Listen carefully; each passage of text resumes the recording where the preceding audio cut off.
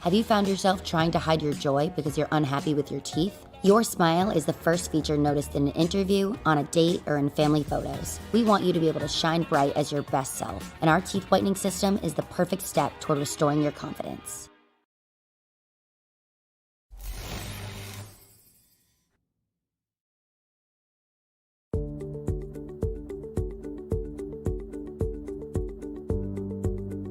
Sound art is a product that is a speaker and it's art. We combine it together and we call it sound art.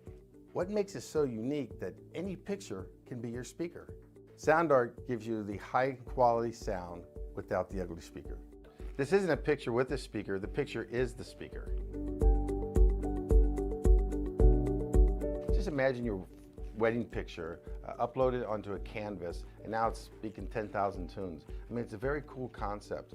What we like so much about it that you can take anything that means something very special to you, upload it on the canvas, have it hanging up in your room, your balcony, wherever you want to put it, and now it's a speaker. I mean, how cool is that?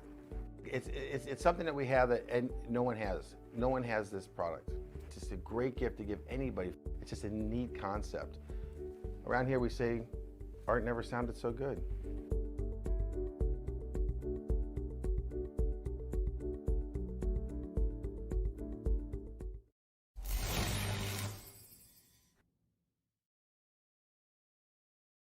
Sound art introduces an entirely new way to listen to music in your home. By combining the best of two products, a revolutionary high-fidelity, low-profile Bluetooth wireless speaker with beautiful artwork. Select from a library of artwork or upload your own photos to personalize your experience. Sound art ushers in an era of invisible, beautiful, and amazing sound throughout your home and redefines your entire entertainment system.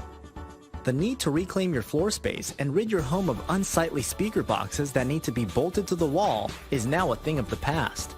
Our canvas is printed on high-quality permalite by Breathing Color. And select from our gallery or upload your own. Standard sizes include 16 by 20 and 18 by 24 canvas wrapped. Custom sizing is available, as well as surround sound options.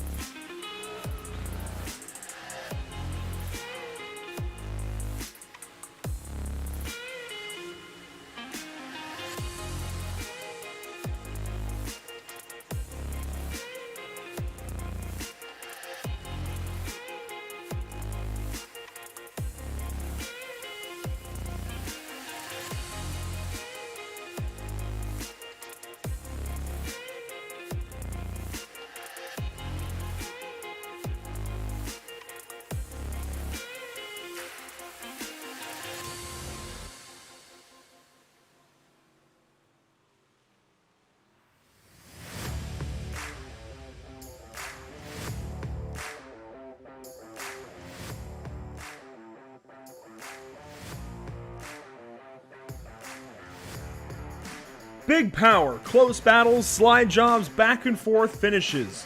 It's what we've come to expect from the BRP iRacing series, and when it comes to tracks, Limaland might be the best for it. Sporting the closest finish we've ever witnessed on dirt back in the spring, these guys know how to get it done in virtual Lima, Ohio. Can we get an even closer finish? Do the UNOH students in the field shine?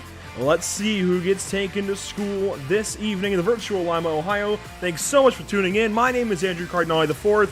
Joe Donahue and Emerson Arden also alongside for the coverage. We thank you once again for tuning in on Facebook, YouTube, Twitch, and Twitter for the third round of this BRP iRacing series. A lot has changed, a lot is the same in this new season. If you haven't tuned into the previous two races, I very much urge you to do so and go check the action from Lernerville and Volusia the last couple of weeks. But regardless, we are here for race number 3. And Joe, we've got a new slate of point standings to take a look at, and this is it. Brandon Plank leading the show still.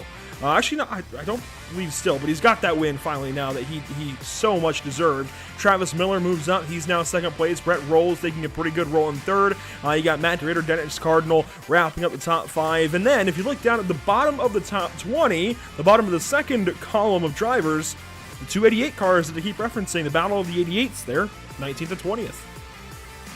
Yeah, in this order, I think this sums up a really interesting and new thing for us here with the BRP iRacing series. Obviously, we're used to seeing some of these names at the top end, like Travis Miller and Tyler Pachalski, Ryan Susi. We got a lot of new names up there, too. Brandon Plank, Brett Rawls, Dennis Cardinal, and even Matt DeRitter having sort of a breakout start to this season. I think things are really shooken up compared to what we've been used to the last few seasons, which is awesome to see some of these new names up at the top. Tyler Pachalski rocked the house last week, and just having these new guys, Garrett Zacharias and Brandon Plank, I mean, both of them are new, and those are our two winners so far this season. But I think this shakeup is really nice. It's going to be interesting to watch some of those names we're used to seeing, like Maxime Plant, Jamie Porter, maybe move up through the rankings, or see maybe other names do the same. But it's definitely a really great, dynamic, and unpredictable start to this season, and I think that's what's made these last two races so exciting and what's going to build the excitement to come into Limaland tonight. So you're able to take a look there at the top 20. We've also got those on social media if maybe you don't get them all written down now, because we got to take a look at the track map for tonight. Of course, Limaland Motorsports Park, it's a pretty cut and dry oval, right? 2 short straightaways, 2 kind of wide sweeping corners. It's a normal dirt track. It checks in at a quarter mile here in the virtual Lima, Ohio, and it is just off the property of the University of Northwestern Ohio. I applied there for a moment. I was going to go, and then things just didn't quite work out, but I'm glad to say I was accepted. It's a pretty cool school. Definitely a big fan of what they do over there up in Lima, Ohio. If you're wondering, just in case, you might be wondering potentially how fast these big blocks tend to lap here on the iRacing.com service, well, I went searching through some things and found the top 5 qualifying times ever logged to SimRacerHub.com, which is what a lot of leagues on iRacing use for league scoring, points specifically, and that is also the case now for the BRP iRacing series. The top 5 times, Joe, a 12:647 down through a 12:726. The top time, if you can see it there on the track map on the left bar, was set by Matt Yorker in February of this year. The most recent of those times, though, Jim Boniface in September of 2021. He checks in at 5th place at a 12.726. They go rip it around here, and even just in practice so far, these guys are getting close, not quite there. Those are likely open setup times, but even with the fixed setups tonight, practice speed's already down in the 12.9s. Yeah, and that's kind of what you expect at the start of the night. We'll see that taper off in terms of numbers, but these guys, I mean, there's a lot of pro drivers. There's a lot of guys who spend lots of time preparing in this field, and obviously we can't talk enough about how great this lineup is and how competitive all of the drivers are in this big block series. So, you know, they go through all these races and they come to these tracks and they can contend for fast times like that. But as you see here, you know, looking at the schedule, things have been shaped a little bit differently tonight. We're at a shorter track, High Banks. Limaland's so different than Lernerville and Volusia already, and it'll carry forward. But one thing I've really enjoyed so far is seeing back and forth between different types of tracks, and that's going to be building up and continuing throughout the rest of the season. And in these next 2 weeks, tonight, November 22nd, next week, November 29th, a couple of slightly more similar tracks. And I use slightly very loosely, only because they are a bit shorter. Limaland and Weedsport definitely on the shorter end of things. Limaland checking in at a quarter mile, Weedsport at 3/8, I do believe. Granted, obviously, Limaland is a bit more highly banked, and Weedsport, in addition to being a little bit longer and less banked, also has that kind of curved backstretch. But they are a bit more of the bullring kind of tracks, and that is, I think, the biggest difference when it comes to these big blocks, the shorter tracks versus the longer tracks. So we open it up on a 4/10 mile Lernerville Speedway, a half mile Volusia Speedway Park, and race 5, we're already back to a half mile at Knoxville. Going to these shorter bull rings is a big difference for these guys, changes things up a lot. Oh yeah, for sure, and I think that's one of the things that's going to make the cream rise to the top of the field when we go back and forth like this. You're going to have to be versatile, adverse, and able to change quickly, kind of like a chameleon here. I try to think of a reference here. Yeah, like a chameleon. You got to be able to change quickly, adapt to your surroundings quickly. Limaland, Weedsport, and Knoxville, they all race so differently, and that's what's going to prove who's really deserving of those top spots throughout this season. So it's going to show who puts in practice week by week, and it should be able to kind of facilitate that rise for the drivers who put in the most work and are able to get the best out of their cars throughout the entire season. Looking at some drivers practicing here at the Limaland Motorsports Park tonight. Looks like Dan Sider and Brett Haas, a couple of the only cars that are on track at the very moment, at least within this practice group. But if we select another driver and head over into another practice group, here we go. Here's a few more. We're on board with Brett Rolls right now. Looks like Brett Fisher and Tyler Joshimbowski are also on the speedway. Now, some news about the 88T of Joshimbowski. He is being sent to the rear of the field in, I believe, and I'll have to verify this, but I believe all sessions that he checks into tonight, all race sessions anyways, there's a penalty coming in from last week that is severely handicapping the rest of his evening. Yeah, Joshimbowski, to be frank, didn't make a lot of friends last week at Volusia. It was a tough go of things for the 88T, and as a result of a lot of incidents that he was a part of, whether or not from his own doing, he was in enough incidents that they've decided to send him to the rear in all of these events. I think Limaland, especially in the heat race, is a place you don't want that to happen. You don't have as much time, and even though it's shorter and it does give some great opportunities for passes, not quite the place you want that to happen. You got a couple guys here who would be very tough to beat if he were to get into heat races with them, and Randy Giroux is one of those names I think Joshimbowski is really hoping is not in his heat races. A little bit of hometown advantage right here. Well, and Randy Giroux is also taking out a penalty from last week at Volusia. Not so much a penalty, I suppose, whereas there was definitely the penalty to Joshimbowski as Giroux gets a bit of contact there from Davidson. It's a verbal warning for retaliation for Randy Giroux, and you mentioned that there's a bit of hometown blood there for Randy Giroux. Maybe not hometown blood, I guess, but current town, if you will, where he's currently residing. Certainly wants to show up and run well tonight because he is a student at the University of Northwestern Ohio, as is the, I got to think on this one, the 48 of Scott Fritz. They both, so interesting, the 24 and the 48, a couple of Hendrick numbers if you're from NASCAR.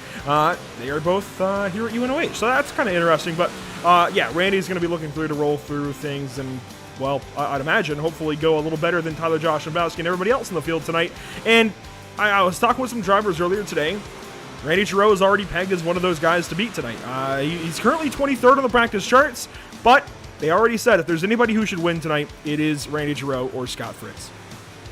Oh yeah, for sure. They should be able to bring motivation and some experience to this race. I mean, you look at Scott Fritz has had some very high success already this season.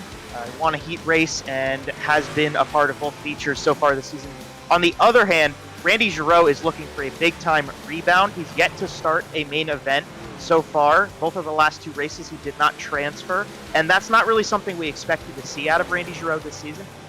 Big Show's well known in this series. We were expecting a little more. I mean, we've only got two races in, and I'm sure Randy's got plenty of time to work things out and figure out the car a little bit more. But so far, things haven't quite gone his way. Unfortunately, unable to make either of the features so far. And this would be a really great place to turn things around for him. I think this is the kind of place he can do that.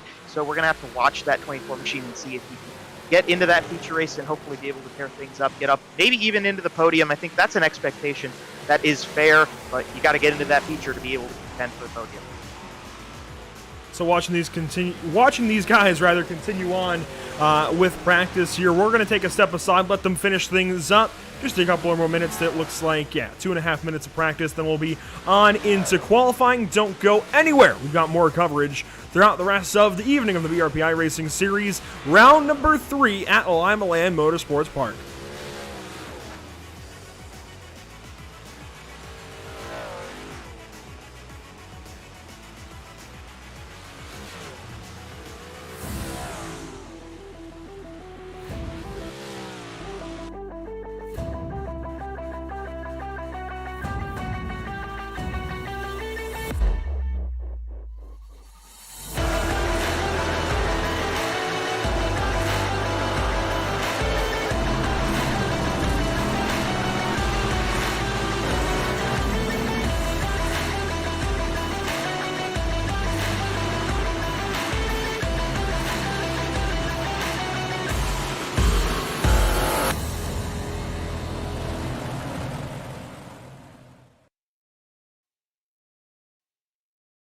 Sound Art introduces an entirely new way to listen to music in your home.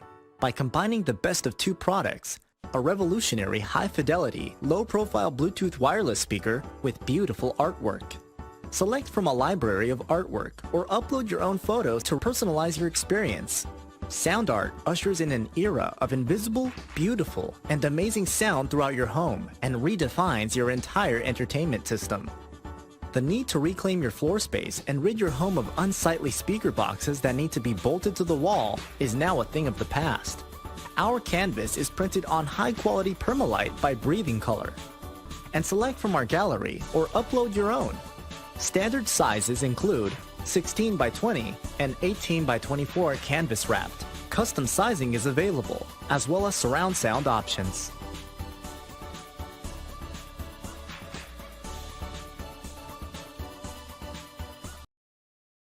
After months of quarantine, we're all interested in how we can become our best self. The team at Permanent Makeup and Cryo is here to help you get the flawless makeup look every day without the extra effort or time. When it comes to your appearance, you deserve the best care that money can buy.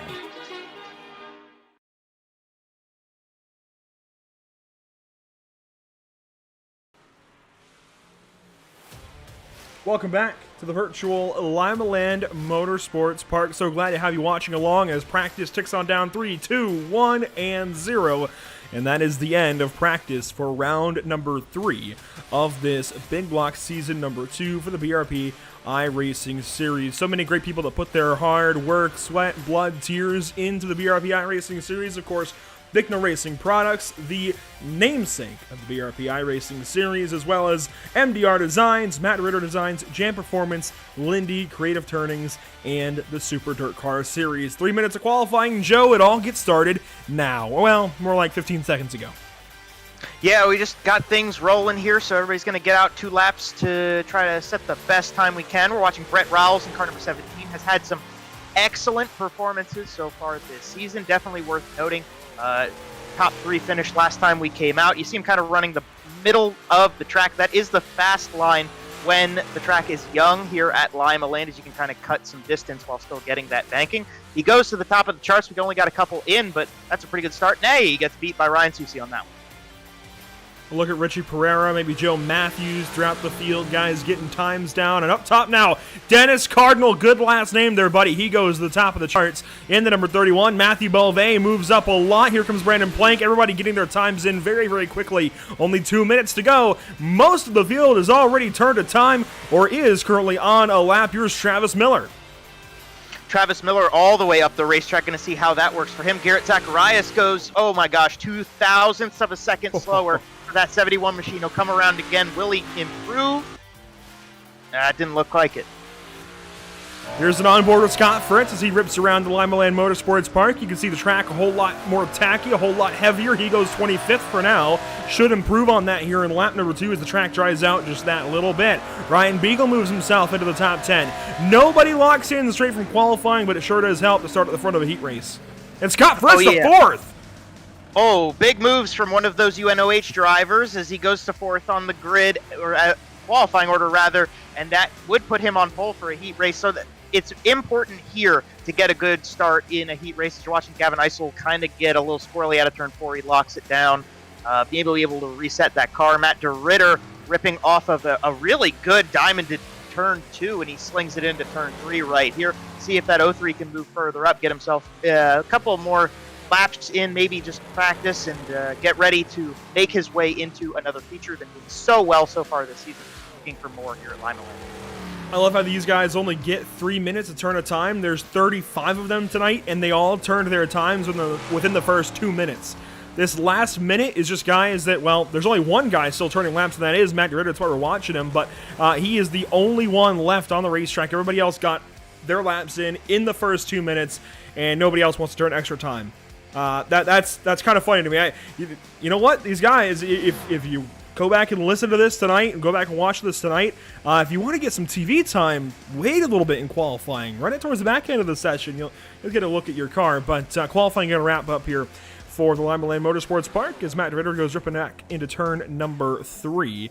And we'll wait on things to head on over to our first heat race session of the evening. Starting on pole for heat number 1, it is our fastest qualifier on the evening, which also gets him a bonus point or 2. It's Dennis Cardinal on pole for heat 1. Brandon Plank on the outside pole for this first heat. That's pretty interesting. Brandon Plank winning last week, pretty quick again tonight. That's the 5th fastest time then in qualifying, so pretty slow there from the 77X. Starting in the 3rd position in heat number 1, it's Andrew Clark in the 98. How about Travis Miller starting 4th? Then it's Richie Pereira in the number 96, and Matt DeRitter starting from 6th. 7th place in this first heat, it's Tyler Joshambowski, and he will actually be going to the rear of the field. Brett Fisher will start from 8th, and being promoted into 7th then because of the penalty to the 88T will be Hunter Hulberg.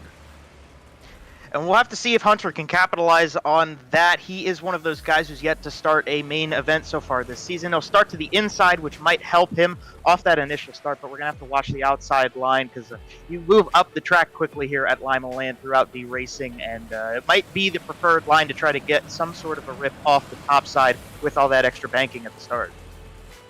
We'll see how it all works out for these guys. Glad to have you watching along. Looks like a 9-car heat field for 3 of our 4 heats. It'll be an 8-car field, it looks like, for heat number 4. Getting things started the right way. Heat number 1 on the way to you. Dennis Cardinal is off and away. Green flag is out of Limaland.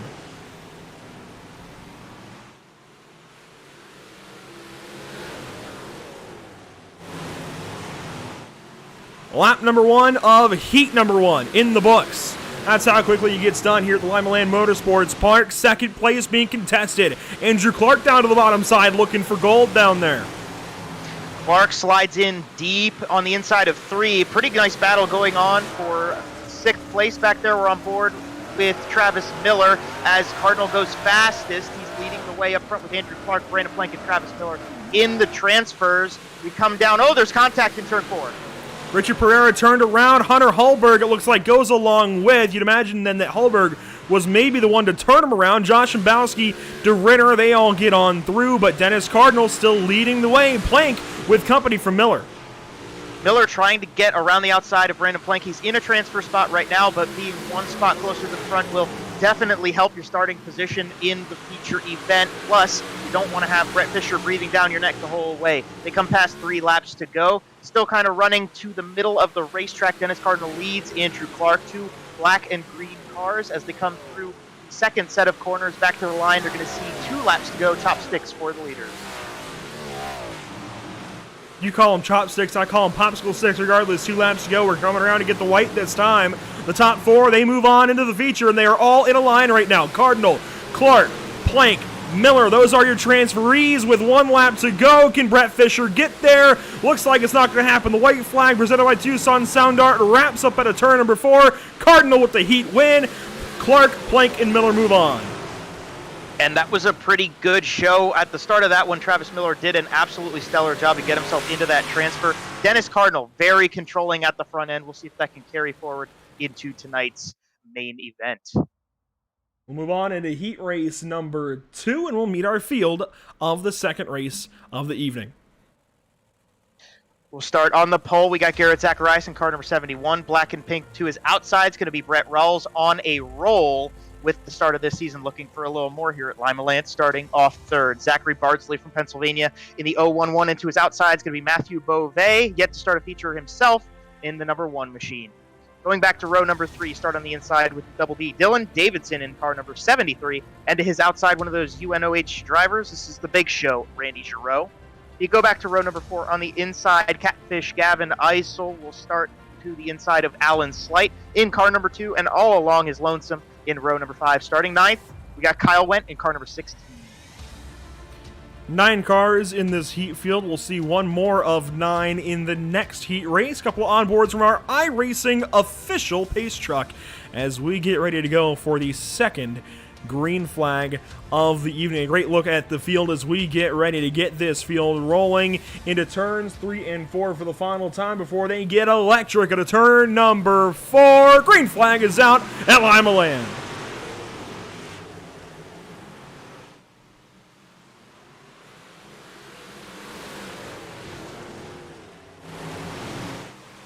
Through the first lap, it's all Garrett Zacharias. In 4th now is Dylan Davidson, double D in a transfer spot. Not the greatest start in the world for Brett Rawls. He is under pressure from Bardsley and Davidson. Now he kind of gets a little bit of a gap from them. And look at Gavin Eisel here. He comes with the number 18 car to the outside of Davidson. Ripping the lip up top as Brett Rawls goes fastest. Can Gavin Eisel get that pass in and get into that transfer? It looks good through 3. Can he hold it out of 4? Across the line, they all go. The big show, Randy Giroux, trying to join this fight. Eisel up top. Usually we see that 18 car ripping down on the bottom side, catfishing down there. This time he's trying to work up top. His Roll's going to challenge for the race lead. He was alongside of the number 71 for a moment. Now Davidson down to 5th. Giroux looking on the inside, trying to make it 3 wide. They'll go down to turn number 3. Giroux, contact there. He checks up. Has to back out of that one. He's in 6th place right now, looking to get past these 2 cars in front of him. He's got Davidson down low and Gavin Eisel up top, right on board. Oh, Davidson really sideways out of the corner and gets all sorts of loose as he goes into 3. I think that's going to allow Randy Giroux to get down the inside. They're still side by side past the line again, 2 to go. You see the lead battle. Zacharias and Rolls, but the transfer spot battle is starting to blow up. Eisel starting to walk away from these guys as Randy Giroux continues to battle with Dylan Davidson. The Tucson Sound Art white flag is out, and the guys up front, they're doing some more battle. Brett Rolls maybe going to lay back at Garrett Zacharias. That is going to do it for heat number 2. Zacharias, Rolls, Bardsley, and Eisel move on. Davidson the first one out. Yeah, Davidson and Giroux just trying their best to get into that transfer, ended up racing each other a little much and took them out of contention from Eisel, but they still got consies. We'll see if we can get them in. The third grid on the evening going to look like this. Ryan Susi on pole for this heat race. Starting from the 2nd spot, it's going to be Jeff Sharp in the number 28. Starting 3rd, Ryan Beagle in the number 84. Starting 4th will be Tyler Pachalski. Lost my place there for just a moment. Starting from the 5th position is David DiPietro in the number 68. Jamie Porter with the new paint scheme. We'll have to check it out here in a moment on that number 45 car. Starting 7th in heat number 3, it's Brett Haas and Corby Daniels on his outside. And starting caboose on the field, it is Brian Berger in the 60. Now, we got a lot of big names in this grid here. Ryan Susi starting up at the front end of it with Ryan Beagle. Tyler Pachalski, runner-up last time. Jamie Porter, Corby Daniels, Red Haas, Brian Berger. This is a stacked lineup for heat race number 3. We got 9 of them. We're taking 4. I mean, we're just going to have to send some of these big names to the consolation events. There's too many good drivers. It's kind of the way things go in the BRP iRacing series, but we'll see which 4 we can pull straight out of heat race number 3. Let's see how they do it. 8 more laps on tap, this time for heat number 3. Waiting on the green flag across the iRacing start-finish line. Green flag is out from the iRacing starter. We're off and away.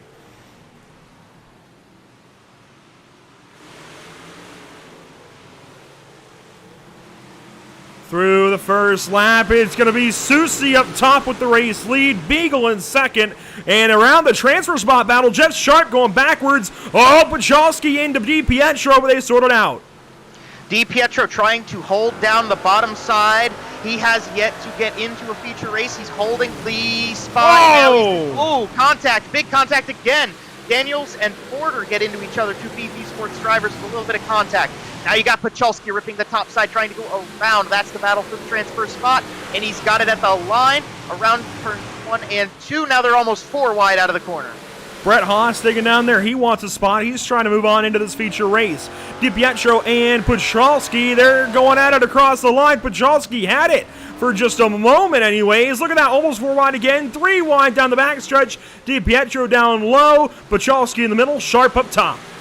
I got to give a lot of props to Jeff Sharp right now. He is holding on to things up there. He was ripping big time. We're on board with Brett Haas again. He's dipping so low. He's hitting those infield tires. Contact. DiPietro around in front of Brett Haas. Spins him down the backstretch. That's going to simplify things for Tyler Pacholski and Jeff Sharp. They're able to walk away, and they are solidly in this race so long as Brett Haas doesn't have a heroic comeback. We're coming to the white flag, presented by Tucson Sound Art. Susie and Beagle doing battle for the top spot in heat number 3. Around turns 1 and 2. Susie up top, Beagle down low. We see a send for this heat win. No, and it's going to be Susie out of turn number 4 with first place in heat number 3. Beagle, Sharp, and Pacholski move on. That was a very tight race to the end. Ryan Beagle definitely showing the bottom side is holding on right now, and things are just going to keep shaping up as we go into heat race number 4. Take those 4. We'll find another 4. We only got 8 drivers in heat race number 4, but let's show them to you. We start on the inside of the front row. UNOH driver Scott Fritz in the 48 machine. To his outside is going to be that 84 of Michael Hackett. Going back to row number 2, you start third place is the number 3 of Adam Hilton, and his outside going to be the number 9 of Joe Matthews. Back to row number 3, you've got Dean Reynolds on the inside, and he will start with Tanner Correa in the 11 to his outside in 6th place. The final row on this grouping is going to be Dan Sider in car number 77 and Dean Meitzler in the 49, both looking to get things shaped up and get themselves into tonight's feature event. These are underused cameras. We don't end up using these pace car cameras a whole lot, but man, I wish we would more. Isn't this great just to watch the field get going behind the pace car? And of course, the pace car controlled by iRacing, it's AI driving it around, right? So it's on its normal track. You get to see the variation that as these guys get ready to go racing for heat number 4. Oh boy, this is going to be a fun one. This brings us a pole sitter that actually goes to the school as well. Scott Fritz going to try and get things rolling off nicely in the T-Berry Motorsports number 48. Down to turns 3 and 4, waiting on the green flag from Barney. It's out, and oh, look at that jump from up top.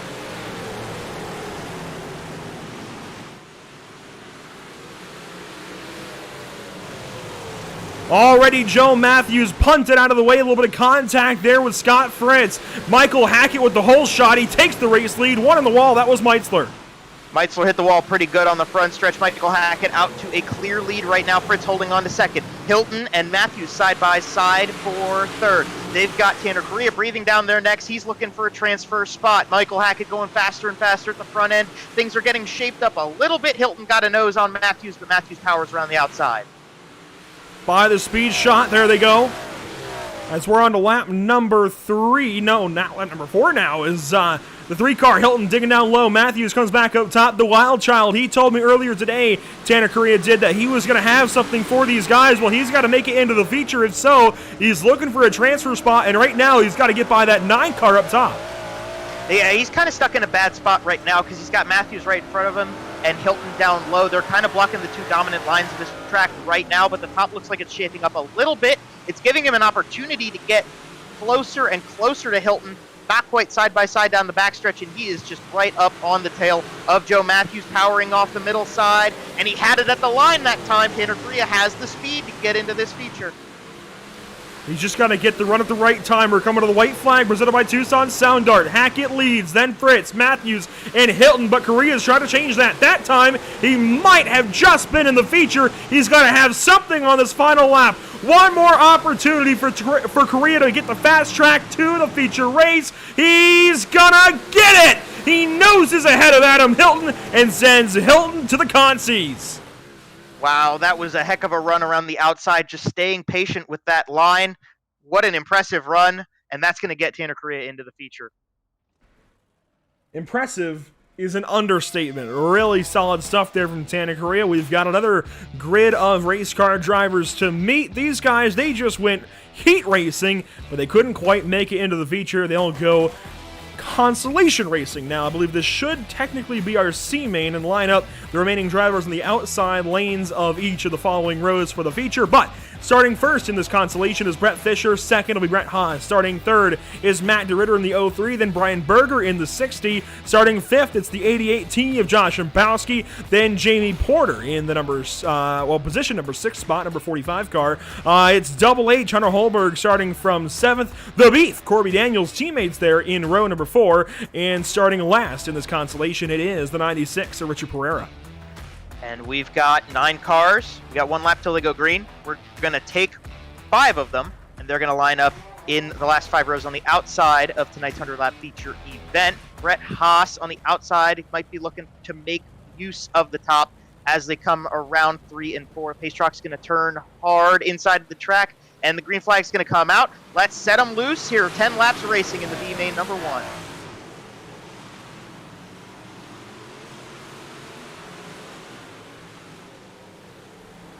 Brett Haas in contact on the outside through 3 and 4. That's 1 lap done and dusted for these boys. They go across the start-finish line, and it is all currently Brett Fisher. Around the transfer spot, already a couple of great battles back here. Berger's got the last spot over Daniels, but Corby's trying to do something up top.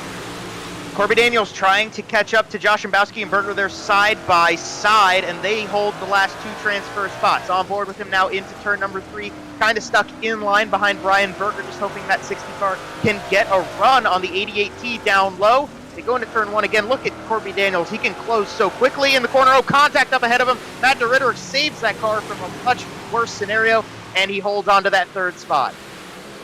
A couple of cars have really fallen back. Those are Jamie Porter and Hunter Hulberg, and they are facing elimination already in this race. 5 laps to go, this time by the stripe, and it's a battle up front. Haas and Fisher going at it, but the transfer again comes down to Berger and Daniels right now. The Beef is trying to find a way by, but that 60 car is doing everything right in protecting, roll on the top side, trying to maybe get around Josh Mbowski and leave the 88s to fight it out. Yeah, and it looks like Richard Pereira is actually coming into this picture too now. So we got 4 cars that are all going to be in this running to try to get, contact Berger and Daniels. They're going to get 2 of the 4 of them into transfer spots. More contact. Daniels saves it. Man, they're rubbing and racing here at Limaland. Out of turn number 2 again. The Beef gets into Berger just a little bit. And I guess it's fitting the Beef would get into the Berger, but not quite like that. Here comes Richard Pereira. He's looking for a transfer spot. He wants to get by Brian Berger. Can he do it? Big capitalization there for Richard to get around the Beef. Now he's got to get the Berger as they come through 3 and 4 again. Now the white flag by Tucson Sound Art comes out for the leaders of this event.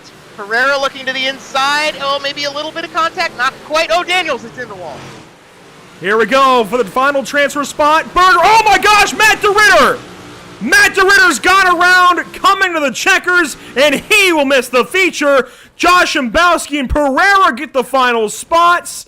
Oh my goodness, and we can't even go back and look at it. That's the worst part about it. Wow. That's why you just power to the finish of a race, I guess, for getting that final transfer spot. Unfortunate for Matt DeRitter, not going to make the race here tonight. But we'll go to the second of our consies. We start on the inside. Dylan Davidson's got the pole. Adam Hilton to his outside in 3A. Go back to row number 2. You got Kyle Wendt in the 16 and Dan Sider on his outside in the 77. In row 3, Alan Slight in the 2 on the inside. Dean Reynolds on the outside in 6th place on the grid. 7th is going to be Matthew Beauvais, and his outside is going to be the 49 of Dean Meitzler. Going back to the final row on this grid, we got the big show Randy Giroux, UNOH student, and David DiPetro in the 68. Oh boy. 10 cars, 10 laps. Only 5 of them will move on, just like the previous consolation race. So these really are your LCQs. You get LCQ 2, I guess, before LCQ 1, the way iRacing sorts them out. Kind of C main, then B main. So this will sort out the inside lane once we go feature racing here in just a little bit. Davidson on pole for this one. He's going to have the best chance of anybody to get an early jump on this field and put himself into feature racing action. Here we go, green flag waiting. Barney throws in, we're off and racing.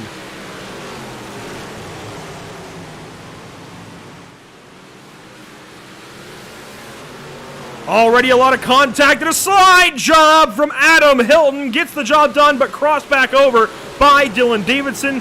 The transfer battle is going to be Dean Reynolds and Matthew Beauvais, and Alan Slide, they're already getting handsy.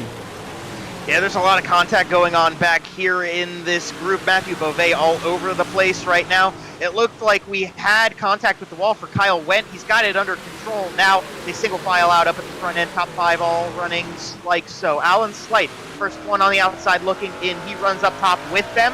He's got the Big Show Randy Giroux on the inside. This is Matthew Beauvais watching Slight as they come out of the corner. Oh, they're getting a single file right here. We'll get to the end of this race and see what happens, but single file when you're out on the outside looking in, not quite what you want to see.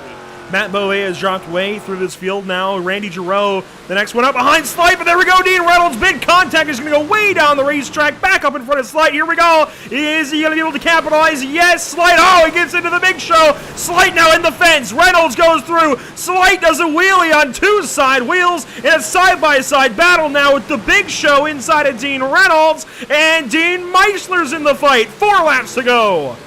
They come past the line again. Giroux goes way low. He tries to slide up a little bit. Meisler's going to try to power off the corner into the wall hard for the 49. He gets a bit of a push backwards.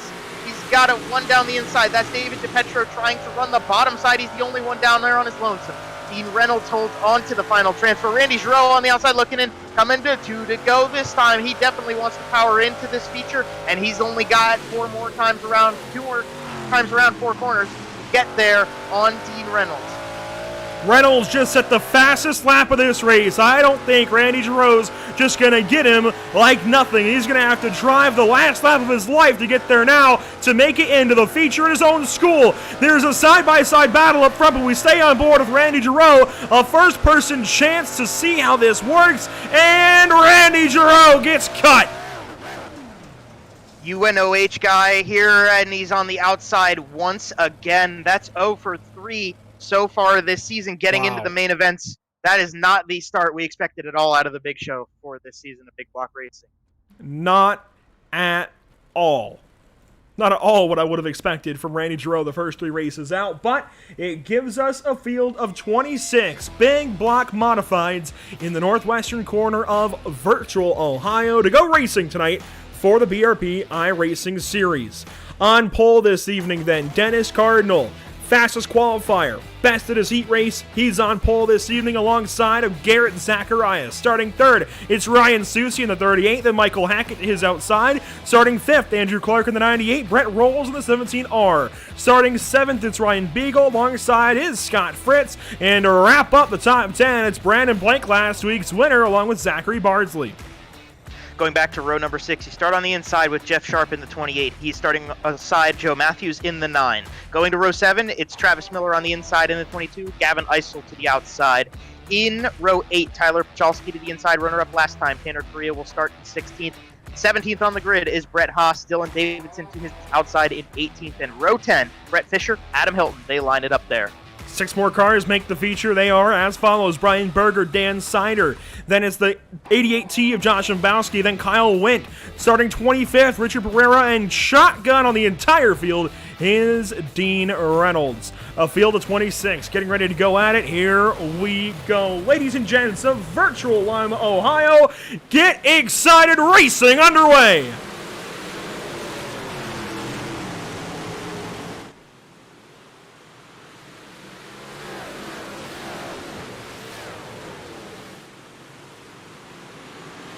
Lap 1 goes to Zacharias, Cardinal 2nd. Everybody else follows through. Susi fighting, Hackett up top. We've got so much time in this race. It's hard to say we're going to see big moves quite yet, but they are all to the top side right now. Running in a line, Zacharias, Cardinal, they lead the way. Michael Hackett and Brett Rowell's there too, but Zacharias goes purple again. These guys are charging hard here. They've got 100 laps in this feature. They're running like it's the last one already. so much going on around this speedway right now. Here's a battle amidst the top 10. Susie backwards quick. He drops down to 7th on lap number 4. He is going backwards in a hurry.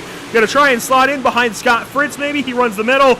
Now does he look up top? Yes, he does. In front of Beagle and Bardsley. To run out the top 10 currently is Brandon Plank. And a look at things there as he gets into contact with Beagle.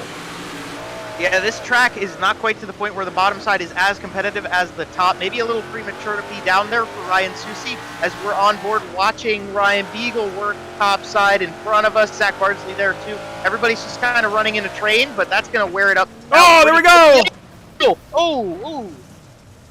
Andrew Clark turned up and over, does barrel rolls in the first 2 corners. No caution, there it is. Caution flag finally comes out, and we will not be counting caution flags in tonight's race, but wow. Wow, what just happened to Andrew Clark? Well, that's kind of the nature of the way things go in terms of the stack up, at least. Unfortunately, Andrew Clark kind of towards the front of that. We'll catch the replay back and see everything unfold again. We were on board and saw it all facilitate itself. We'll get a better view of everything here with, it looked like Ryan Beagle, Zach Bardsley, a couple more guys. It's just the way things go when everybody's running on the same line. We can make a prediction maybe about what's going to happen here, but we'll catch the replay. So here's Andrew Clark running behind Brett Rawls. They come out of the corner and they come down the front straightaway, still all in a line, and then into the turn. I mean, Clark just missed the corner big time, and unfortunately, everybody stacks in.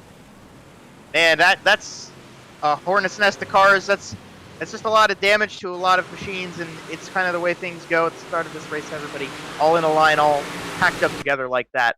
One more look at things here. Clark just gets into rolls, checks up, and Scott Fritz kind of runs him over. When you're all parading around the top side like that, that's so easy to do. Happens in an instant, and unfortunately, that is the result for Andrew Clark and so many more. The pace truck going to lead us around, and we are under caution, of course, for lap number 7. We'll come to take lap number 8 here in just a moment. Zacharias, your leader, then Cardinal, Hackett, Rolls, Fritz, Bardsley, and more. And kind of surprised, Zacharias going to choose the inside, gets the restart, gets the whole shot, he's off and away. Excellent restart for Zacharias. He was the winner of the race at Lernerville. He's leading once again here. They're 2 wide going into turn 3. Beagle goes way to the bottom. Plank in the middle here. You can see these guys trying to be a little exploratious already. We come past the line again. They're about 3 wide into turn number 1. The top side is definitely going to be the place to be as Brett Rolls thunders around the top side, and he's going to bring Scott Fritz with him. The top 5 all sorted out. Then it's a fight on back. Bardsley on the outside, trying to protect from Plank and Beagle. Correa is in this fight. Travis Miller, the thriller, is into things in the top 10. Gavin Eisel's in 11th. He's looking for stuff down low, catfishing as always. Yeah, he's kind of leading that charge down. Oh, contact Beagle around. Beagle in the middle of the corner. I think we got a couple. Oh, everybody actually avoided that. That was pretty solid. A yellow flag is going to come out for a car backwards in the turn, but that was pretty impressive, actually. That was definitely a mitigated incident right there. So Ryan Beagle gets turned around here, and we'll bring out our second caution flag of the evening. We'll go back and find out what goes on for him. Watch the red and black, number 84 here. Through the middle of the corner.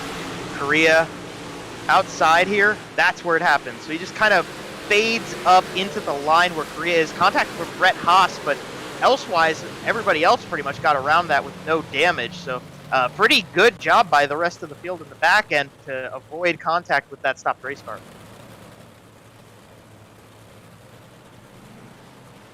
Everybody gets sorted out here under caution flag. Want to mention all of the fine partners of the BRP iRacing series, and there are a lot of them. They've been added to for this season.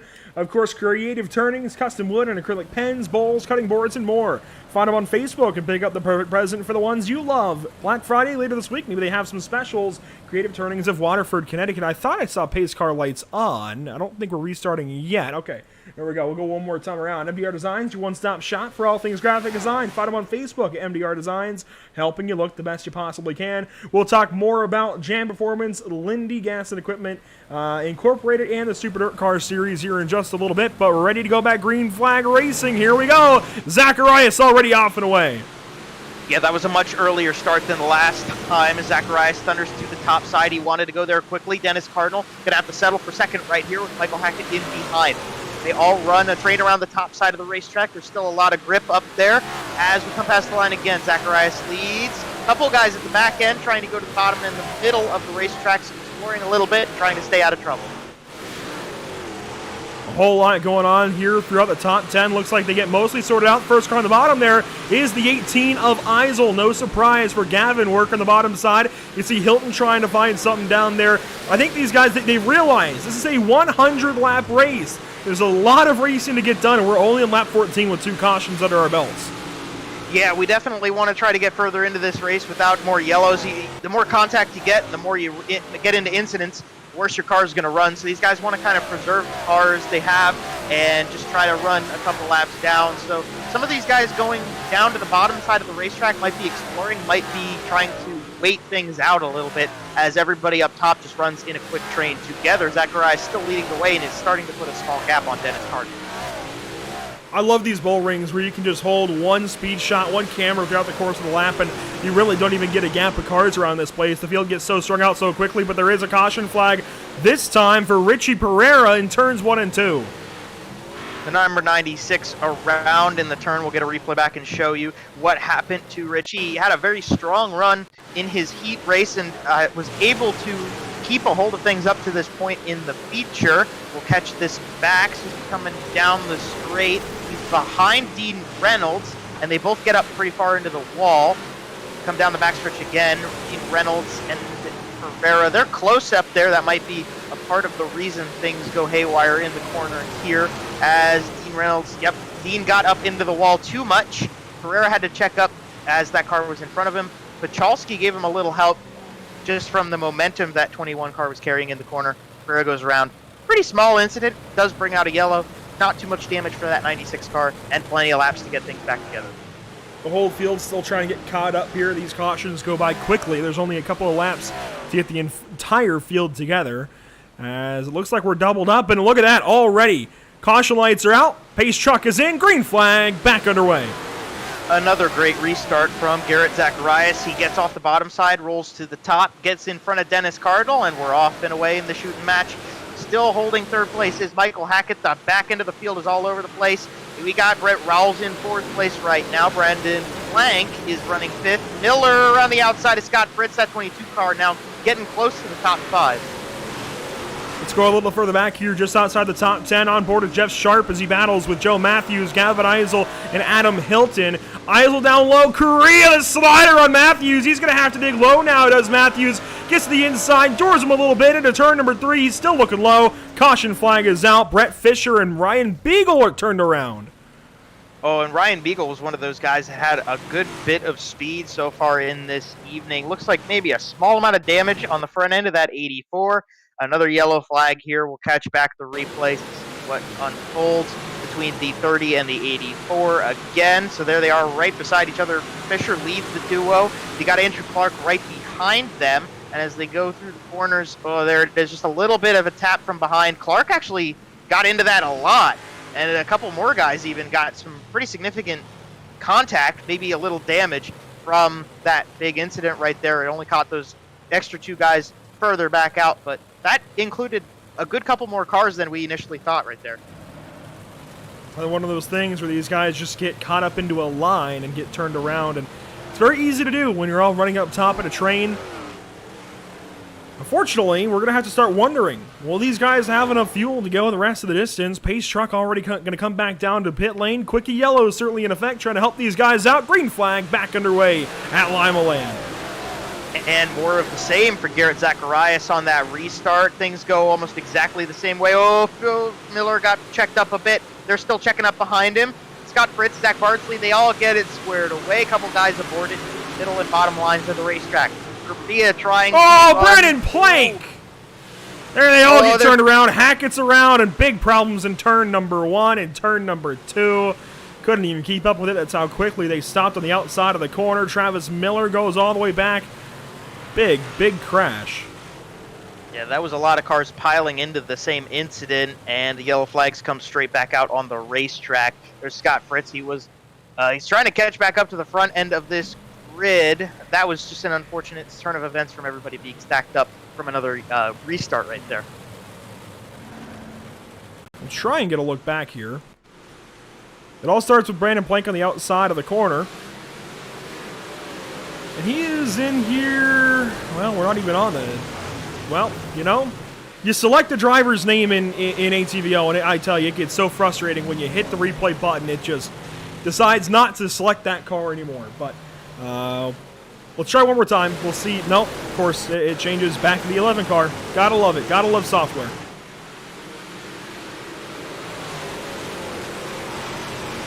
Catch back here. There's the first contact here. Bunches all these guys up. I'm wondering if Travis Miller is going to be kind of part of this problem. Oh, it is not. Brandon Plank is on his own here with Michael Hackett. Travis Miller got caught up involved in it. Brett Haas got Fritz. Bardsley got a bit of the wall. Man, that was a lot of cars just piling into the same incident, but Plank just kind of cooked it a little too much into that corner and rode the wall. Didn't quite get off of it as clean as Logan Seavey would have, but does bring us back to what we should be seeing here. The green flag is going to come back out when we get through 3 and 4. And here we go. Brett rolls, Scott Fritz, contact to the outside wall. Bardsley behind him. Correa tries to take over on the bottom side. He might get third. Right down to the basement. Almost had something, but no dice. Not quite yet. Looks like the top side's still holding on pretty well, but they're working all the way up to the wall. Brett Rawls, Zach Bardsley. Here we go to the bottom. We're trying to see if we can get a little grip down here with Tanner Correa. It's looking okay. It doesn't get the momentum off the corner, and Correa aborts that run. He's going to go run up to the top side. That cushion working in very nicely as Garrett Zacharias and Dennis Cardinal still lead the front end of the grid. A little further back, the first side-by-side battle, including Gavin Eisel and Joe Matthews. Eisel down low, Matthews up top. Hilton is kind of a part of this as Eisel's starting to find something to move forward. If you get right down on the inside and keep the left front in as good a dirt as you can, you might find just a little bit of grip, and one car backwards again. And that's Richard Ferreira once more bringing out a yellow flag. Definitely looked like he got in there alone, just overcooked it. We'll catch the replay back, make sure that is what went down. Oh, no, he's going to have help. Oh, he has big help. Oh, boy, yay. We get to see some help here for Richie Ferreira as he runs into the corner with Ryan Beagle to his inside. Travis Miller, Dylan Davidson up front. Oh, Brett Haas in the wall pretty heavily there. The rest of them get around. He's his own help. Oh. He overcooked it into Dylan Davidson right there. And pretty heads-up driving from Dean Reynolds. That could have been a little bit more for the 79 machine.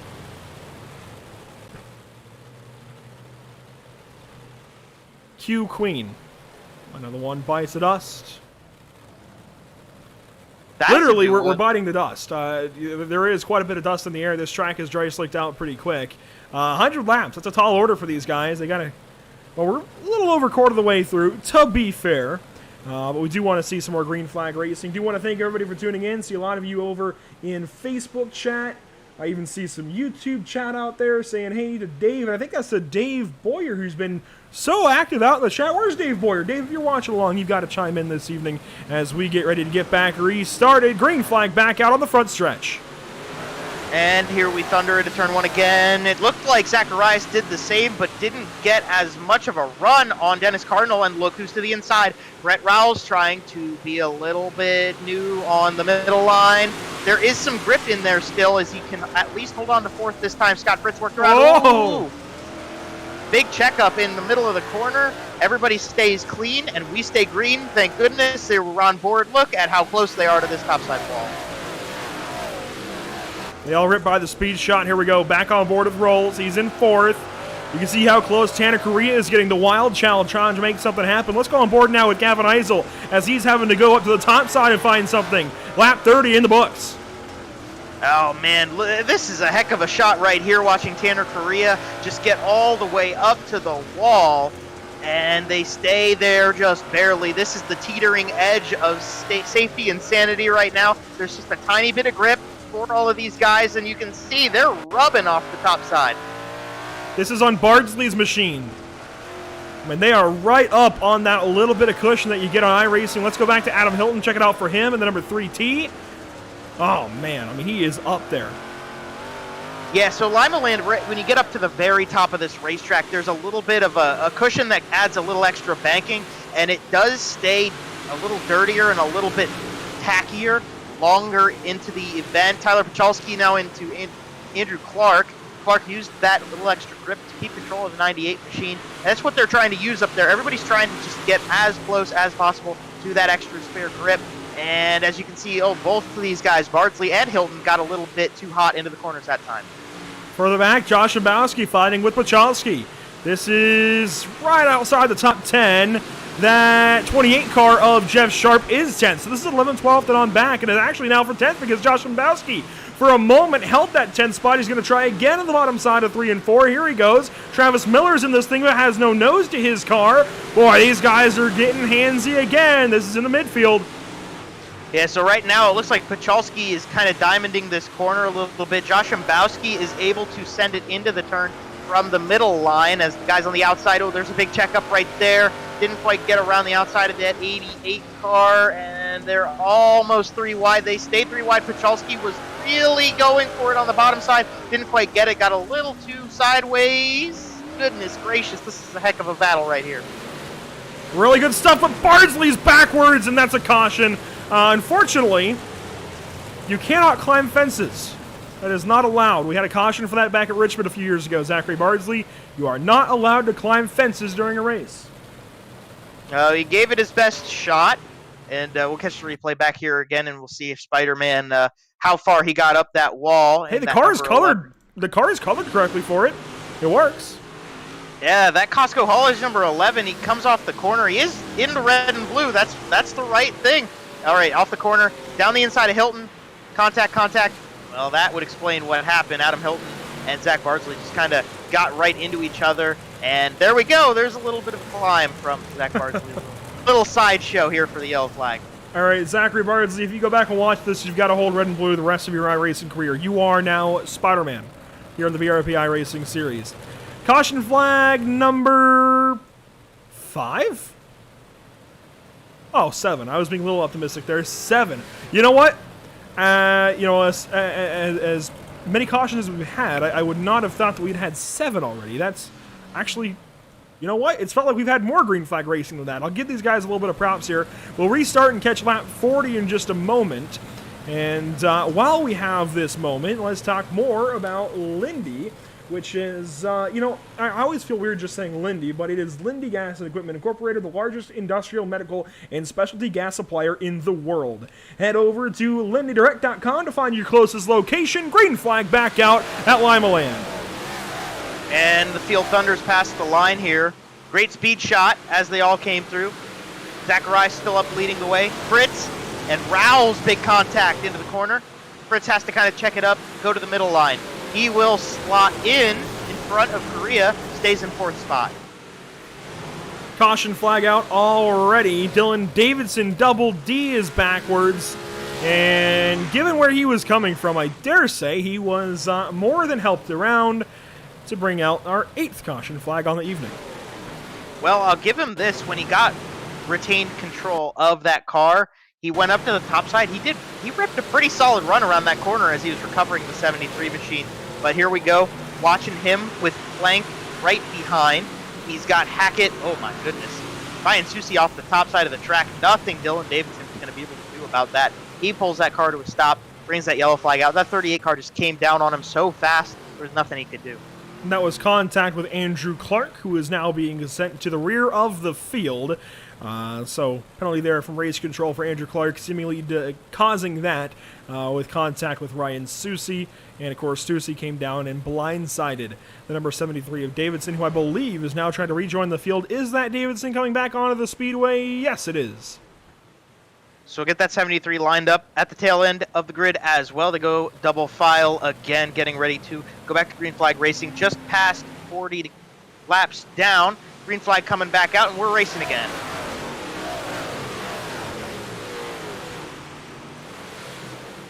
Davidson going to rejoin the field. The first side-by-side battle. It's Bardsley, Hilton, and Matthews down low. Trying to find something down there. Nothing going to work. He's going to have to see if he can slot up in front of Tyler Josh Bowski here. He does not make the commitment in car number 9 quite yet. No mirrors, so we can't quite see that 88 behind him. Adam Hilton, they were side-by-side for a moment. Matthews trying to slot up. Doesn't get there. Checks them up. Might have a run on the inside of Josh Bowski now with Tyler Pachalski. Oh, Joe Matthews going to fall back. Josh Mbowski almost thought about having something there, Pachalski. And this is going to bring Miller and Haas and Sharp back into this fight to get quite a ways into this top 10 if they can capitalize. But Jeff Sharp being put down low by all these guys, I don't think that's going to work, because you can see Hilton up in front trying to work the inside of Hilton and Bardsley and Matthews, rather. 3 wide across the stripe, though, for Beagle, Haas, and Sharp. Jeff Sharp working the bottom side of the racetrack. It looks like the bottom's starting to maybe come in a teensy bit for that car as we ride on board inside of the cockpit of this modified. He is running a little bit up from the bottom of the racetrack. You can see there's a little bit of grip down there as we see Gavin Eisel now coming out of the pits, and a yellow flag is going to come out as a result of this. I believe it's for Eisel, but the yellow was out well before I think he got rolling. I'm really not sure. We'll take a look back at it here for Gavin Eisel. He's the only car that I saw off pace at all, but this should be a decent little look at things. You can see a lot of the field working through 3 and 4 there. And Eisel is going to shortly roll away from this pit. Oh, there we go. There's the contact in the background. That was Berger and Davidson back there. That may have been the cause of the yellow, and then Eisel gets rolling. So it was actually Davidson and Berger making contact that brings out this yellow flag. Yeah, and a little bit of confusion from the result of, in iRacing, it's one of those little quirks sometimes when you have a car come out of the pit lane, it throws a yellow automatically sometimes in the system, but that was actually Gavin Eisel reacting to an opportunity to get back out on the racetrack as the green flag comes back out. Garrett Zacharias leads the way. Dennis Cardinal, Scott Fritz, Brett Rouse, they're making a show out of this top 4 with Tanner Korea right there for 5th now. Rolls working down low. Does not get in front of Tanner Korea. Door bangs him a little bit. Caution flag already. We'll check this one back out. There's Michael Hackett, Ryan Susie. They could be the 2 involved. We know Michael Hackett had it a bit squirrely in 3 and 4. We'll catch back this replay, see what happened to that number 84 machine, that purple and orange one, of which we've got a few 84s in our time. So we'll watch him into the corner. Brandon Plank and Ryan Susie in front and behind him, respectively. Kyle Wendt in front, or up top, rather, as, oh man, big time into that corner for Ryan Susie. Just turns the 84. Yeah, patience clearly is gone. Give and take is gone. Out the window. See you later. Maybe put up there on the wall. Maybe they reached out there one of the times they were gripping the top side and just slapped it on the wall like a sticker. I don't know. But, yeah, patience, give and take, gone. It's roll into the corner and see what you can get. Yeah, definitely into that corner a little bit hot for the 38 machine. We're coming up to the halfway point of this race, so maybe, you don't want to pull out all the marbles quite yet. We still got a little bit of time before we get the white and checkered flags ready for this show, but you got to get up there at some point, and obviously Ryan Susie is trying his best to run into that corner. Ew. Single file restarts. Here we go. This is going to shake things up a little bit, string this field out, as we'll have a chance to get back rolling here. Green flag going to fly, and we're going to get back racing. And some of these guys are about hitting the wall, getting ready to run through 3 and 4. Tyler Pachalski was one who caught me off guard. Here's the looks like the pace truck's going to come right back out on the racetrack. Maybe we didn't go green. That's hard to say. I think the yellow had been thrown back out to fix some kind of scoring issue right as they were coming to the green flag. Pace car has to be redeployed, or in this case, pace truck. So it is lap 49 still, and we'll get an opportunity to get back restarted. While we have this opportunity, let's mention that the Super Dirt Car Series is the Northeast Premier Series, showcasing big block modifieds, premier drivers. The ground-pounding, earth-shattering, window-rattling beasts of the Northeast, it's the Super Dirt Car Series. And of course, these big block modifieds are, well, modeled off of those very same big block modifieds you can go back and watch throughout the 2022 year. Oh, man, 2022, can you believe that's what's coming up next? Of course, 2021 just about done for everybody. Green flag back out, and we're off and away. Now to get back to green flag racing, some of these guys in this series are Super Dirt Car drivers, so you want to be sure to watch out for some of these cars if they look familiar on track in that series. They come through 3 and 4 again, and the yellow back out. Oh, another yellow flag.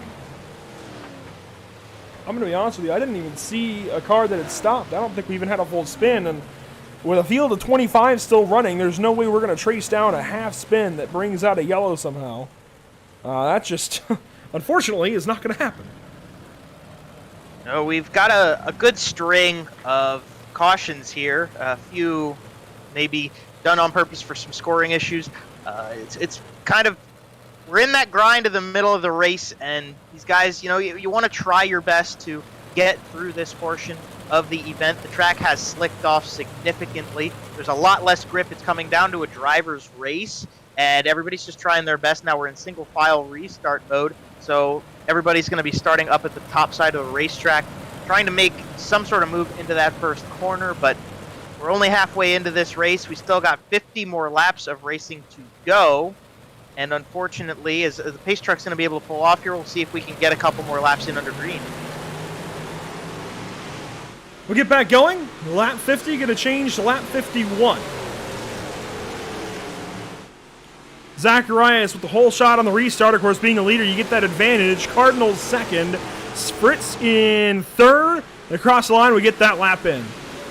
Yeah, and Zacharias and Cardinal have really been able to kind of roll smooth here for the entirety of this feature race so far. They've just been granted a couple yellows where they can relax and get things back together, as there's a bit of a race going on further back in the field. Kyle Wendt, Dean Reynolds, Dan Sider, and Andrew Clark all in a group right here as Plank and Carrera are side by side in front of them. Jeff Sharp as well. There's some battles going on more towards the rear of this grid right now.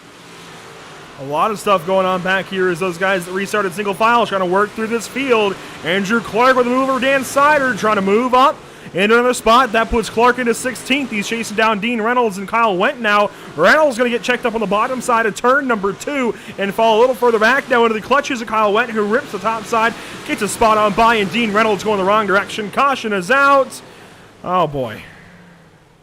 And we got Dylan Davidson backwards. Oh, contact. Oh. Wonder what that was about. We are back under yellow. Dylan Davidson once again involved. Zach Bardsley, a little bit of a tap. We'll catch a replay, see if he was involved, or maybe just giving the competitor a little bit of help getting that car squared away the right direction. But the replay will come back and we'll see what happened to Double D as they roll through the corners here. You got Dylan on the outside of Michael Hackett in the 84. Brett Haas behind. They come down the front stretch. You go through 1 and 2. Into the wall pretty significantly. Up on the wall. 73 trying to get things squared away. Just hooks into the outside wall of the backstretch. And good heads up to get that car locked down right in front of the leader. So that was the smart move for Dylan. And there's that little tap from Zach Bardsley. So that is our latest caution flag, our latest stoppage of competition here at the Limaland Motorsports Park. I want to thank everybody for tuning in this evening to Pit Stop TV for our coverage of the BRP iRacing series as we try and get back with the field. I'll tell you what, the hardest thing to do out of all the different things that you could do broadcasting this series is select a driver under caution. Because caution laps don't count, the standings don't work as you might think, and the hardest thing to do, I'm telling you, is select another driver under yellow flag. Garrett Zacharias will lead us to the green flag. This will take us on to lap 56. Hopefully we got enough fuel to finish this one out. Otherwise, we could see him start dropping like flies. We'll see how it goes as the 71 leads us around. Dennis Cardinal holding on to second place. Scott Fritz in third. They kind of lose a little bit of a gap. Well, that's Brett Fisher. Zach Bardsley was involved. Yellow flags. Once again, out on the racetrack. That's not the way that car should be facing. Just a hunch. I'm no expert. I'm no race car driver. However, I don't think that the number 30 should have been backwards on the front stretch.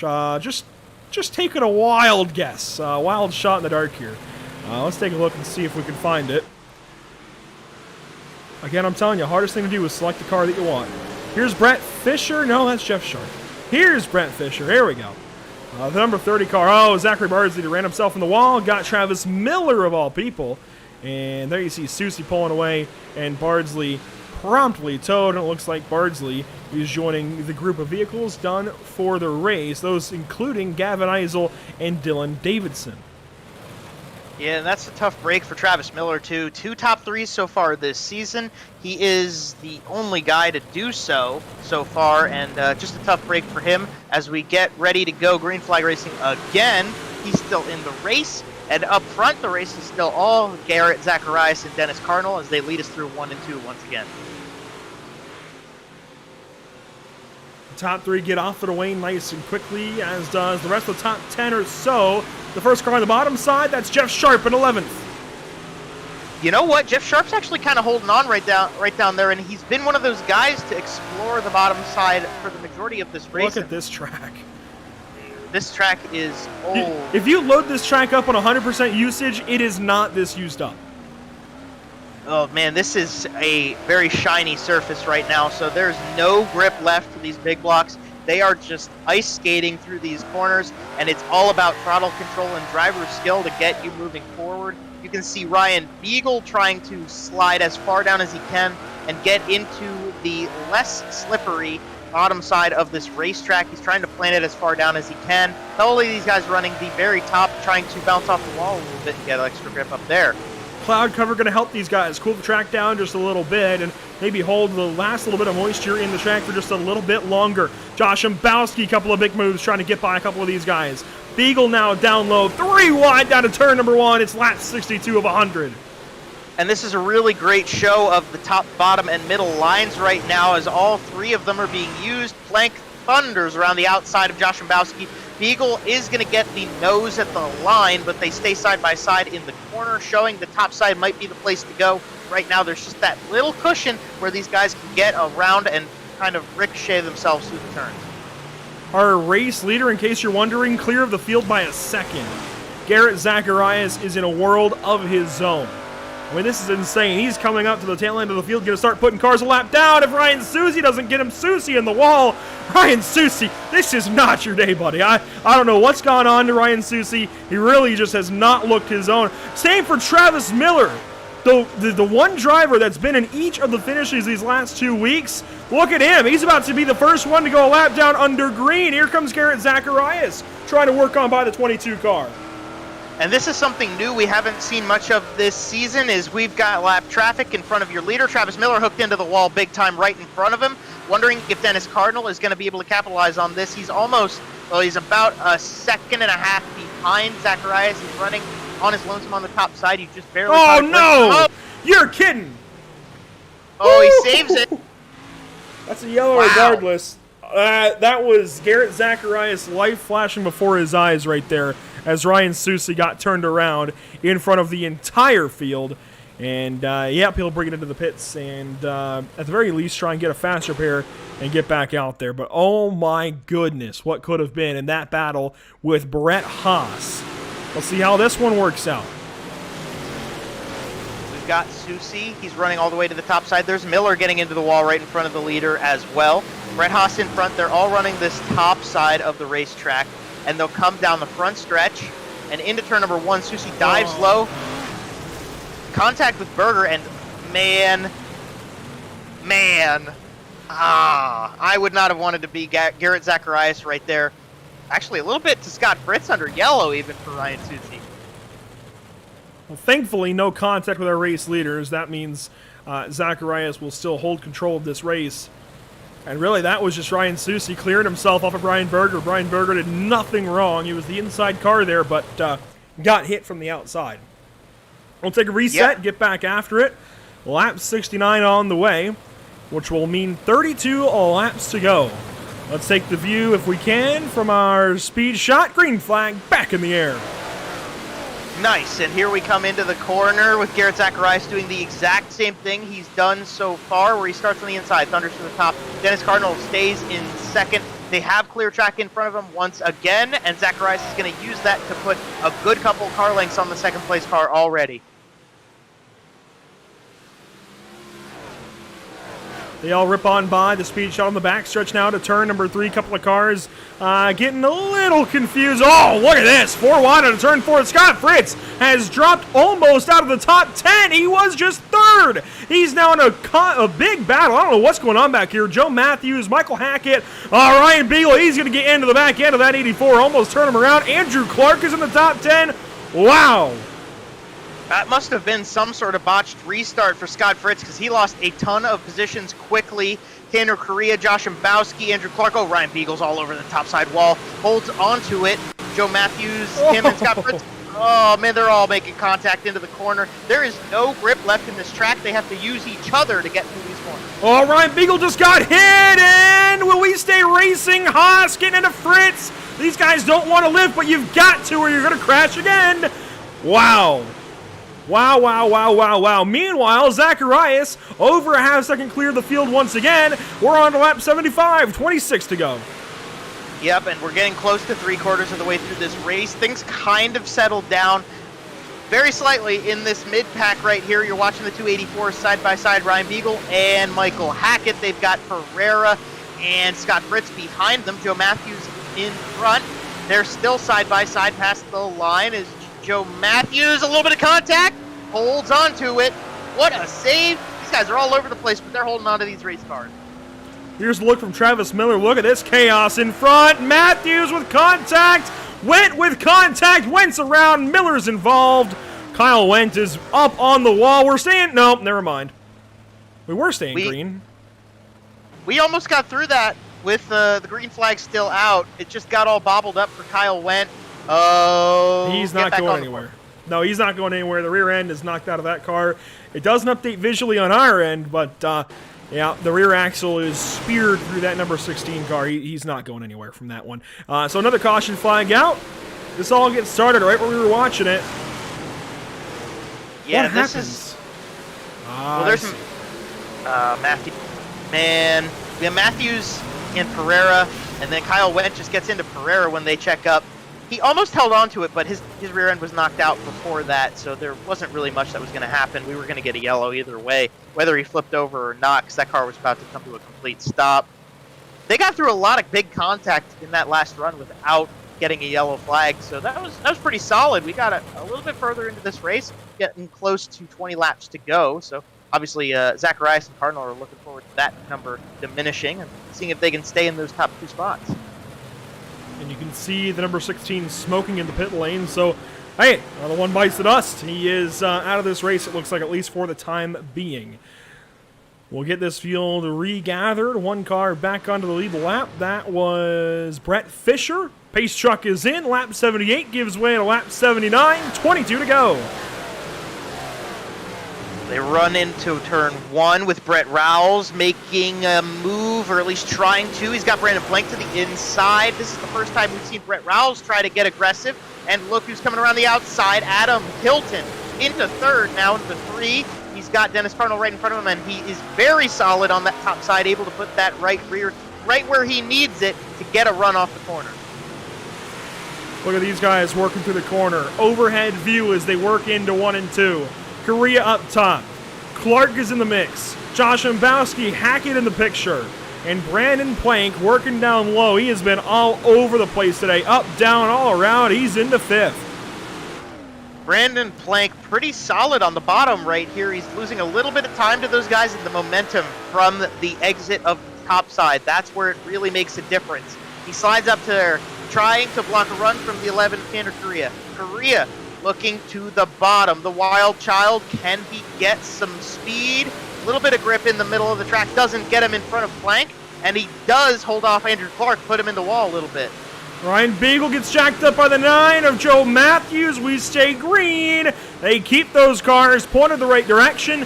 Miller's into it. Fritz back into this picture. Whole lot's happening. Zacharias, though, clear of the field by a 2.5. Cardinal now under fire from Adam Hilton. Side job. Attic to basement to attic. And the spot is held on by Dennis Cardinal. 15 to go this time by. But this is showing Adam Hilton is being able to make up time on these guys right now. He's going to be the first guy who can really contend with Cardinal and Zacharias. They've been controlling the front end of this grid the entire race so far. Now Adam Hilton in the 3A showing he's got a little bit of something under the hood, and he's going to try his best to get there. 15 laps on the docket here to get Adam Hilton. See if he can get closer. 14 now.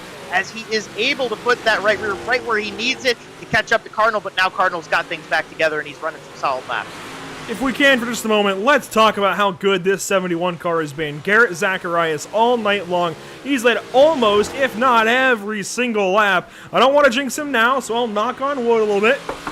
There we go, but with 12 laps to go, he's got this field cleared by over a second and a half. He's back into lap traffic just a little bit, and I mean, he is off and away easily to a victory, I think. That's going to make it 2 for 3, but the problem for him this season, Joe, an abysmal showing last week of Fallujah. He's got to get that sorted out. You can't be winner or last. You got to be winner, maybe second and third. Yeah, I mean, we've seen that in the past, even with Travis Miller and Maxime Plant running for the late model championship. Consistency is king. Wins make it very easy, but you can't afford to finish at the end of the field if you want to have a run. Such a competitive group of drivers. Right now, Garrett Zacharias, you have one drop week in this season, and you can have a bad race or two. Oh, man. As I say it, Ryan Beagle and Travis Miller, who's had a pretty poor performance so far for that 22, the Insider getting into the inside of the track. We are staying green, though. And he'll rejoin right in front of Zacharias, gets that car back under control.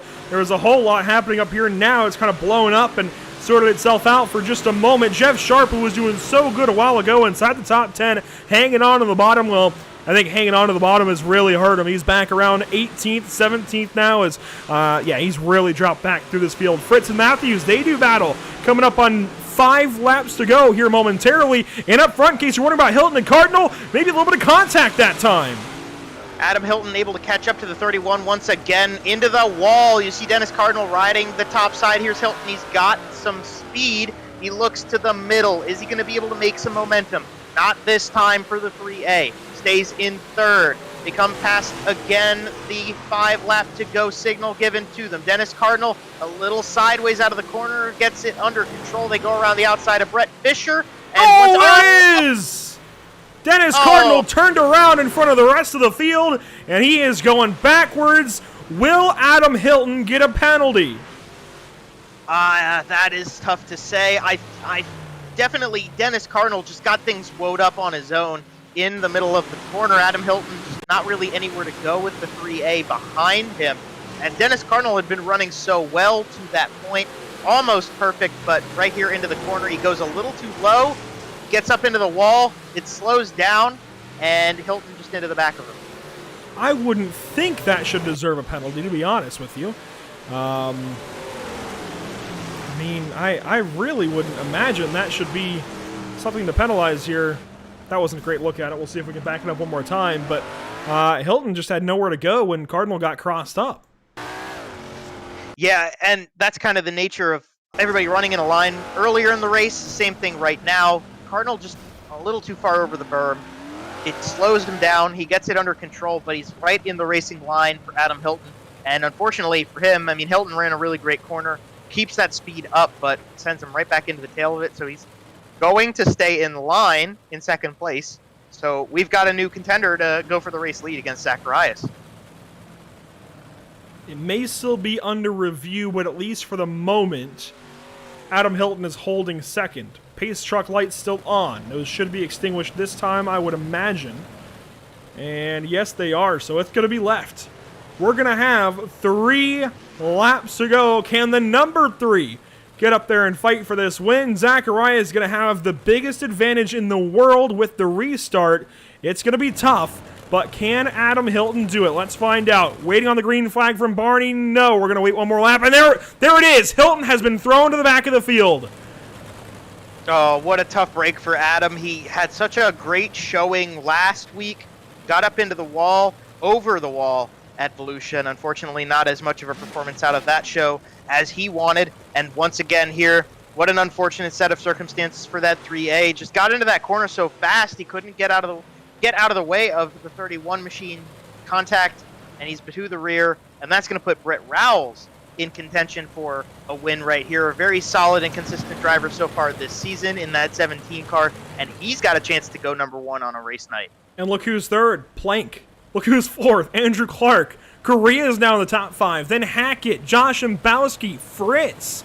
Oh boy, this is going to be fun. For 3 laps, let's get back at it. Green flag is out at Limaland. 3 laps to go.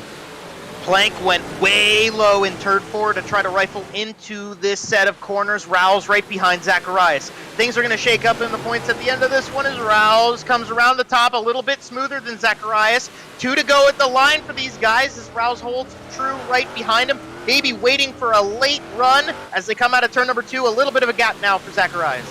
The white flag presented by Tucson Sound Art on display for the entire field to see. One more trip around, 1/4 mile to go. Here comes Rolls, slide job down to the bottom. It's not going to work just yet as he try again. He's too far back now. Oh, he just went a little too early. And Garrett Zacharias gets it done at Limaland. Congratulations, Garrett Zacharias, 2-time winner of the BRP iRacing Series. Brett did what Brett needed to do. Maybe was a 3 and 4 kind of move, but you got to go for it. He didn't quite get there. Second place is a great spot to finish, but how about this guy? Start to finish, unbeatable. Garrett Zacharias doing some donuts. That track slicked off enough he can get it done. 71 car well-deserved at the end of this race.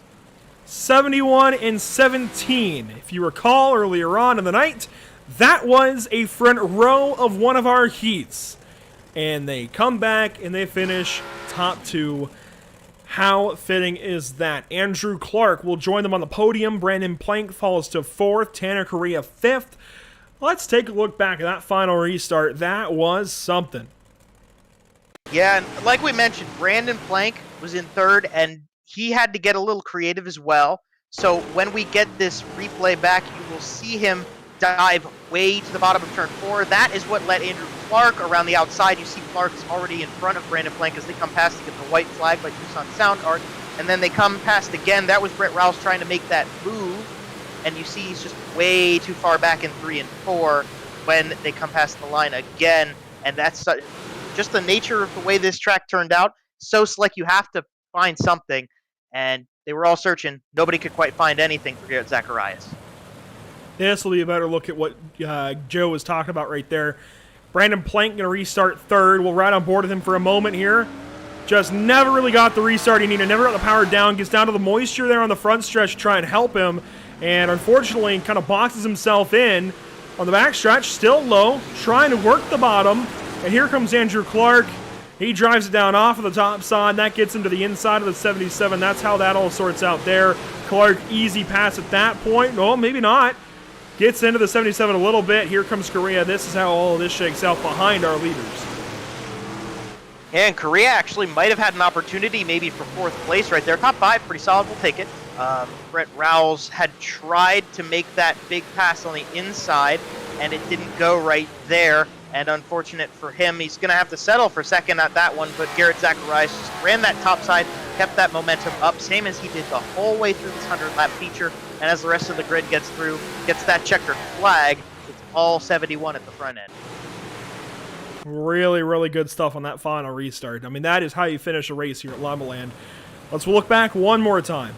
Give Zacharias all of, I guess, the attention that he deserves winning this one in some pretty stellar fashion. This is off of the restart, and just watch Brett Rolls and Garrett Zacharias do their work here.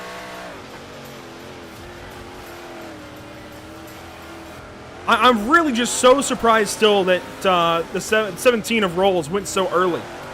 I really think you wait until the final corner. You have to, and yeah, I just think you have to. Yeah, what he could have done was tried to use 1 and 2 as a momentum booster and then made that big slide in 3 and 4, checked up Zacharias. But one thing that Zacharias did that is worth noting is he was not phased by any of that. Yeah. He ran his line. He ran the same line he's run all night. He did not move. He did not change what he was doing. He focused on his own car and his own run through the turn, and that's what kept him in front. He was able to get the momentum off of turn 2 to avoid Brett Rouse getting around him, and then 3 and 4 was just smooth sailing. And that's really what he needed at that moment in time, and he executed it perfectly. So Garrett Zacharias gets things done at Limaland. Don't go anywhere, ladies and gents. Post-race coverage on the way from the virtual Lima, Ohio. What a fantastic race as usual. All comes down usually to those last few laps those last couple of restarts, that's where the money is made. That's where things are finalized in this series.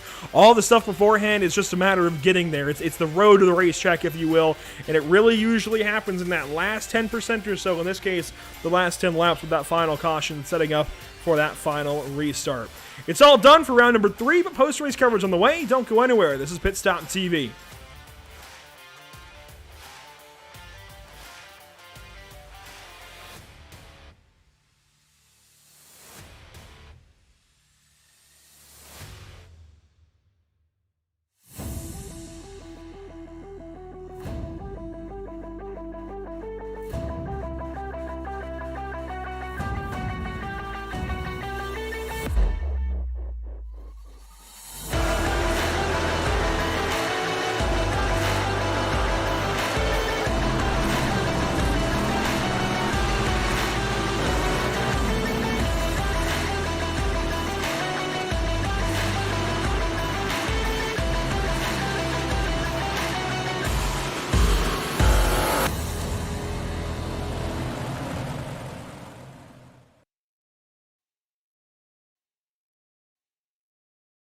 Sound Art introduces an entirely new way to listen to music in your home.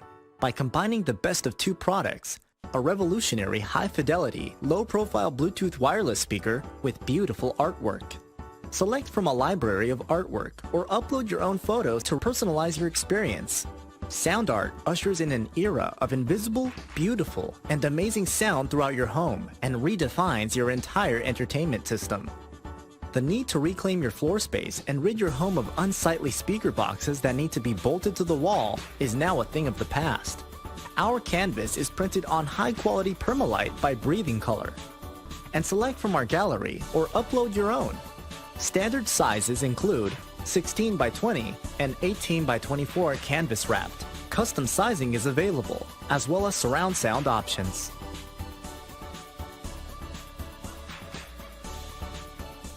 After months of quarantine, we're all interested in how we can become our best self. The team at Permanent Makeup and Cryo is here to help you get the flawless makeup look every day without the extra effort or time.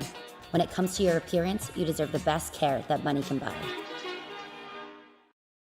Have you found yourself trying to hide your joy because you're unhappy with your teeth? Your smile is the first feature noticed in an interview, on a date, or in family photos. We want you to be able to shine bright as your best self, and our teeth whitening system is the perfect step toward restoring your confidence.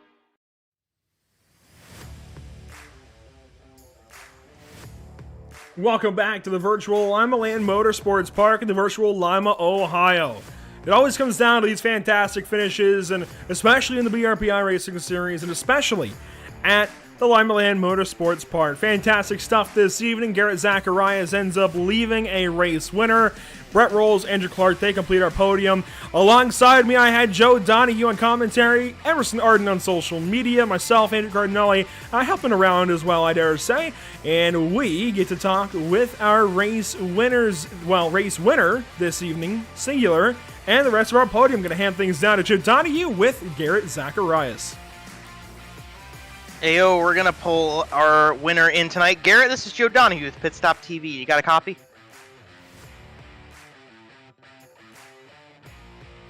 Try that again. Garrett Zacharias, you got a copy here with us on Pit Stop TV?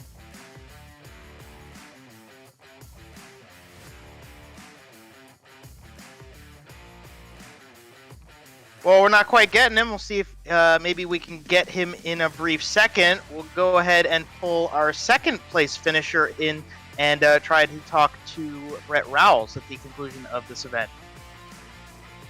And Brett Rolls had I'd say a front row seat to a lot this evening. Always seemed to stay in the top 5 or so. Always seemed to stay right around where he needed to be to try and capitalize on whatever happened in front or potentially behind of him. Brett, it was a really, really good day. At one point, you came to a heat race grid, lined up next to the 71. Did you know then that you'd be finishing right behind him?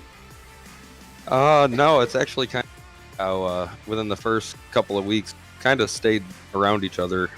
Garrett's a hell of a driver, and he just had that top side working really well tonight.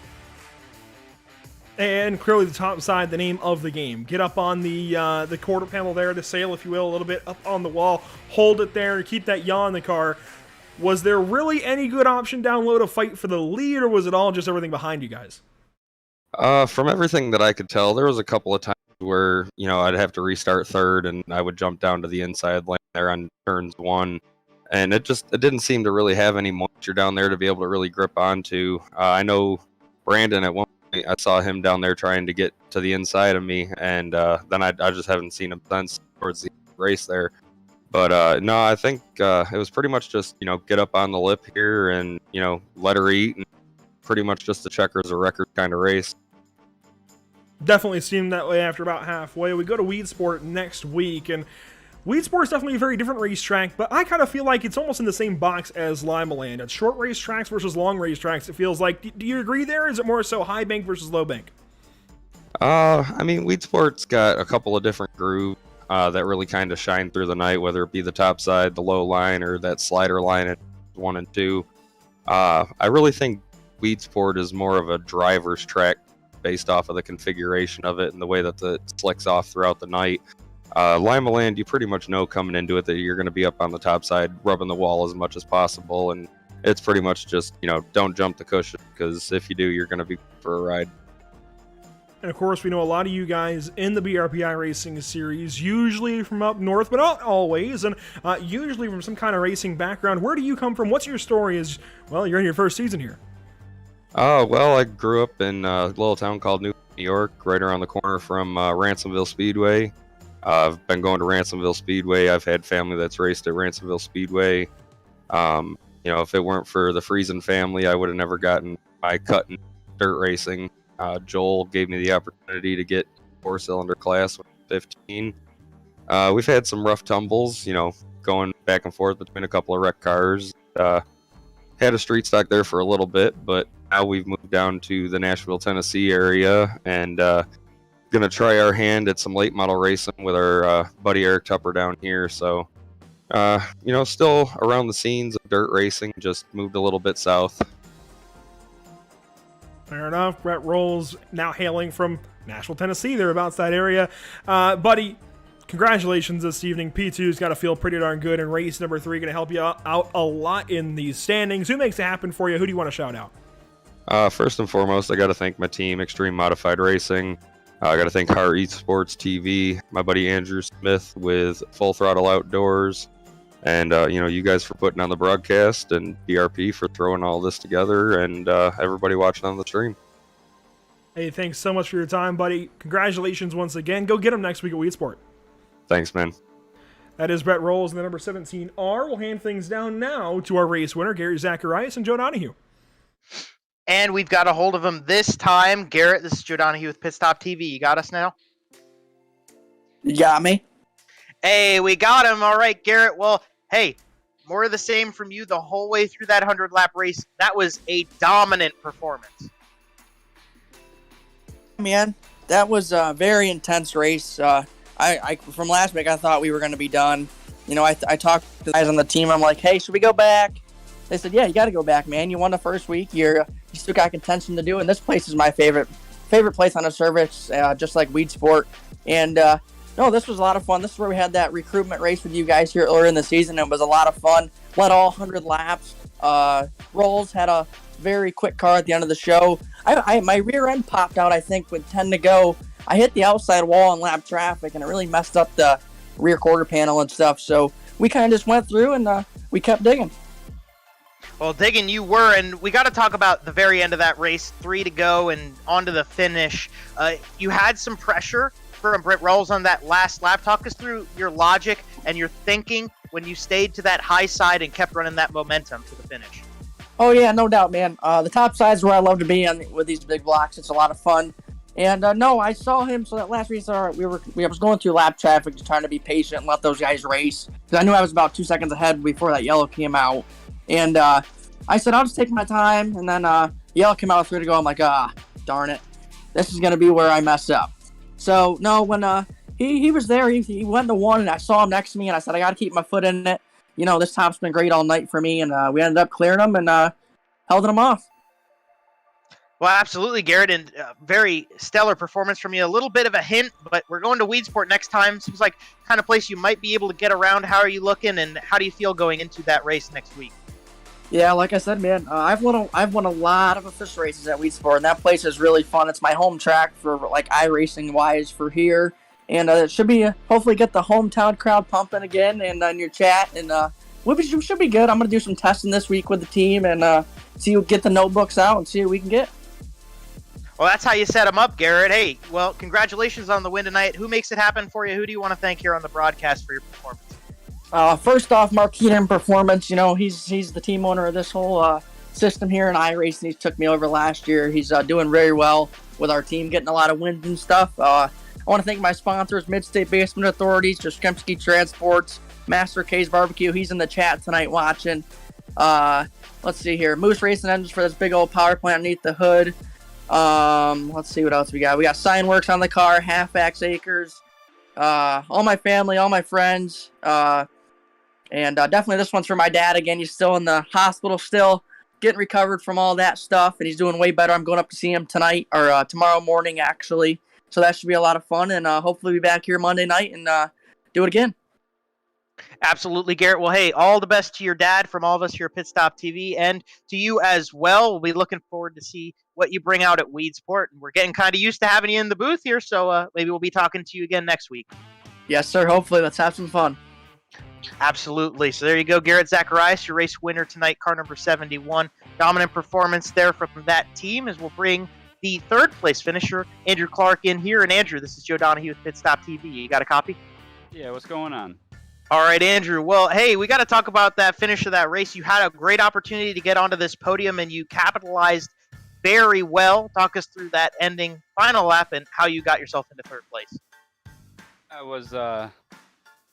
was sitting there just trying to be patient, and I saw him go down low and try it out, and then he stayed down low in 3 and 4 also, so I tried to throw a slider, and I had him clear for a second, and I went to slide up, and I didn't hear him, and we made a little bit of contact, which, you know, I feel bad for Brandon. He's a fast driver, you know, so I feel bad about that, but going through what I did today, coming home with a third, I can't be more happier. Yeah, I was going to mention, you kind of talk about the highs and lows of this race. It's been a long one, and it seemed like the high majority of the drivers in this grid had some sort of trial throughout the event. But just talk about how do you recover from that and how you keep yourself motivated to fight for a finish like you did. Just, I knew, you know, Limaland's one of my favorite tracks, so I knew I just had to keep my head into it and be patient, you know, and middle half of the race, I wasn't being too patient, and I was over driving, and I finally calmed back down and got my head back in it, and we got some green flag laps and got spread out, and I was just making passes left and right, you know, trying to get as far up, and hopefully a caution came out, which it did on lap 97. So I was very pleased to see that, try to maybe get a top 3, which ended up happening. So main thing is I had to keep my head in it and know that I could come back from that. Oh yeah, certainly, and that's going to be your first top 3 of the season. With that mentality, charging yourself forward, had 1 top 10 already, now you got a top 3. Looking for a little more at Weedsport. Do you think you got it under the hood? Do you think you can maybe get up to second or even a win at Weedsport? How you feel going into that race next week? Oh yeah, Weedsport, like Garrett said, it's a, you know, for me it's home track on iRacing, so, and it's definitely a driver's track, you know, it's very technical in my opinion, to where, you know, you're not going to just run one line. It could be a slider line, it could be the bottom, it could be the top. I think it's going to put on some good racing for all of us, and hopefully I can keep my nose clean and qualify good and maybe top 2 in the heat again and start near the front and just be patient. A lot of laps that we got to do there, so just be patient and hopefully it comes to me and we can come away with another top 3. Well, for sure, Andrew. Hey, that's a really solid performance. First one of hopefully many, and we'll be able to keep talking you through these. Tell us, who helped you out here tonight? Who's putting that car out on the track and getting this 98 into the top 3 with you? I got to thank my team, Extreme Modified Racing. Without them, you know, I wouldn't be where I am today. We push each other each and every day to get faster, so I can't thank them enough. Got to thank RC Services, Rocco Construction, High Side Racewear, and Haynes Performance, and I gotta thank you guys for putting in the broadcast, and Big Nell for doing the series for us. Well, absolutely, Andrew. Hey, congratulations from all of us on your first podium with the series. We'll be looking for more. We'll be looking to see what you got for us at Weedport next time. Thank you.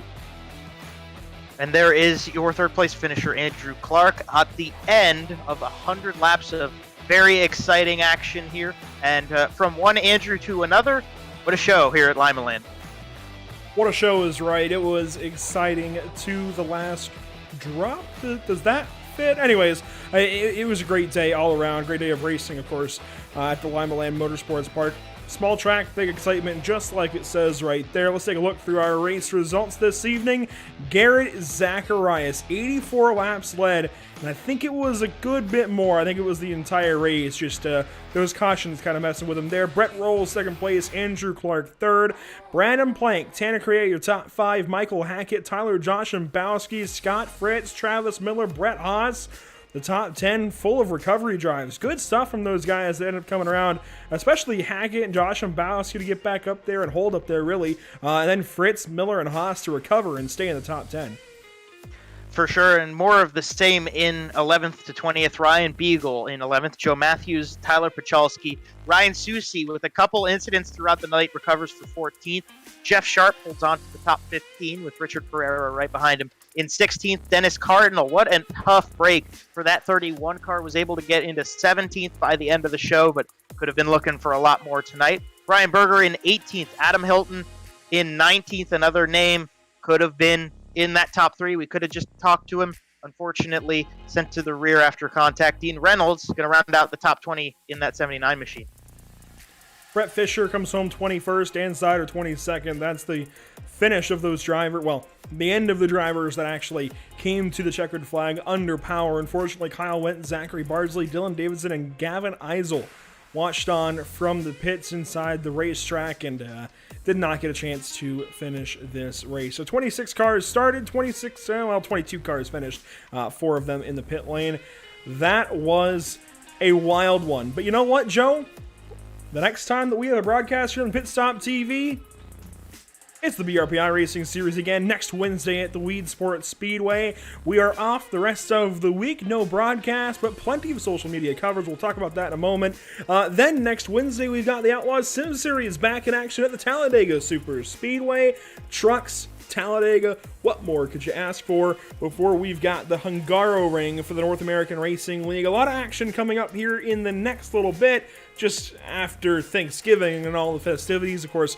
Well, Joe, you just finished driving back home before we got on for this broadcast. I'm flying out to Maine in the morning, and I know everybody else has got their big Thanksgiving plans throughout the rest of the week, but this is what we get to look forward to after Thanksgiving, after Black Friday, after Cyber Monday, I guess beginning on Cyber Monday, once we get back out of the holiday week, and plenty of places to follow along with Pit Stop TV and plenty of stuff planned for this week on our social media platforms. Oh yeah, certainly. Everybody, you want to make sure you check in with Facebook. You can search up Pit Stop TV over there. Get plenty of live and delayed updates about the racing action that we see here on the Pit Stop TV platform. Go to Twitter, PitStopTV_. That's the @ You can search them right up, and they get lots of great coverage throughout our racing action. You can go to Instagram, get those speed shots. Emerson Arden, not Emerson Axon. He is a midget driver. Emerson Arden is the one in the booth with us. Our very good friend gets great stuff for us with the BRP iRacing series and plenty more around the horn. Pits_stop_TV over there. And of course, don't forget to subscribe. Hit the notification button. We'll let you know when we're live on YouTube. Search up Pit Stop TV or go through the link shown on the screen to keep up with all the live action as we get these broadcasts going. Even with this off week, had a great show tonight. We'll get a reset. Everybody gets to enjoy their holiday, and then we'll come right back to the BRP iRacing series a week from now. And of course, everybody here at Pit Stop TV wishes all of you a very happy Thanksgiving, a very happy holiday season in general.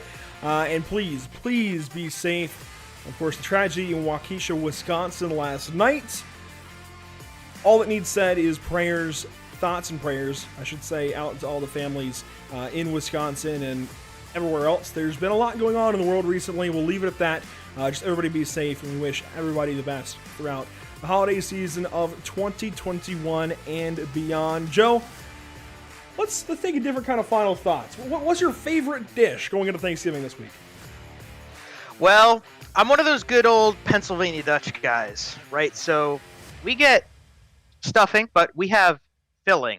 And so it's sort of a mashed potato based dish. There's some other goodies in there that I'm super stoked for. I love me some of those candied sweet potatoes. I think that's definitely where I'm sitting in terms of Thanksgiving. But just, outside of that food, I mean, obviously it's a family holiday, so I'm happy to be back with my family. My sister's coming home from college as well. I think that's the most important thing to me is just to be able to take some time off from school and enjoy that food with people I really care about. But in terms of the food itself, stuffing, very excited to get that in my stomach this week. Mashed potatoes are certainly one of the highlights for me, but I think my favorite dish, when it's done perfectly to however I like it, I don't know how, I don't have criteria for it, but I think turkey obviously is the star of the show. I don't know how you can go against a really, really good, well done turkey. I think kind of going along with it would be the gravy. I think that's all kind of, literally it is the gravy on top, right? So I think that kind of encapsulates Thanksgiving for me. Maybe my favorite thing to eat in general out of everything there would probably be the mashed potatoes. I don't know how you can go against some really good mashed potatoes, but I think for Thanksgiving specifically, it has to come down to the turkey. Emerson, can you unmute your mic real quick? I want to know what the social media guy of the evening looks forward to for Thanksgiving. What I look forward to definitely is a green bean casserole.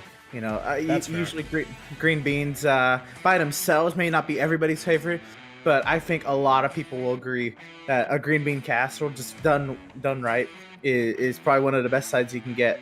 I always get as much as I can, within reason. And then once everybody gets their plate, I go back for some more green bean casserole because you can't go wrong with it. Can't disagree there. I'm not a mushroom guy myself, but I think a really well done green bean casserole with, of course, the cream mushroom soup. That's why I mentioned mushrooms.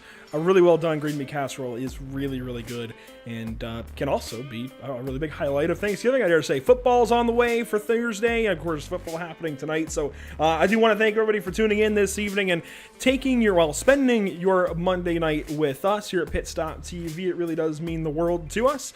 We will bid you all a fantastic evening, fantastic week, and a very happy Thanksgiving. Again, thank you so much for tuning in. Joe Donahue, Emerson Arden, along for the call. We will see you next time here at Pit Stop TV, 1 week's time at the Weed Sport Speedway in the virtual Weed Sport, New York.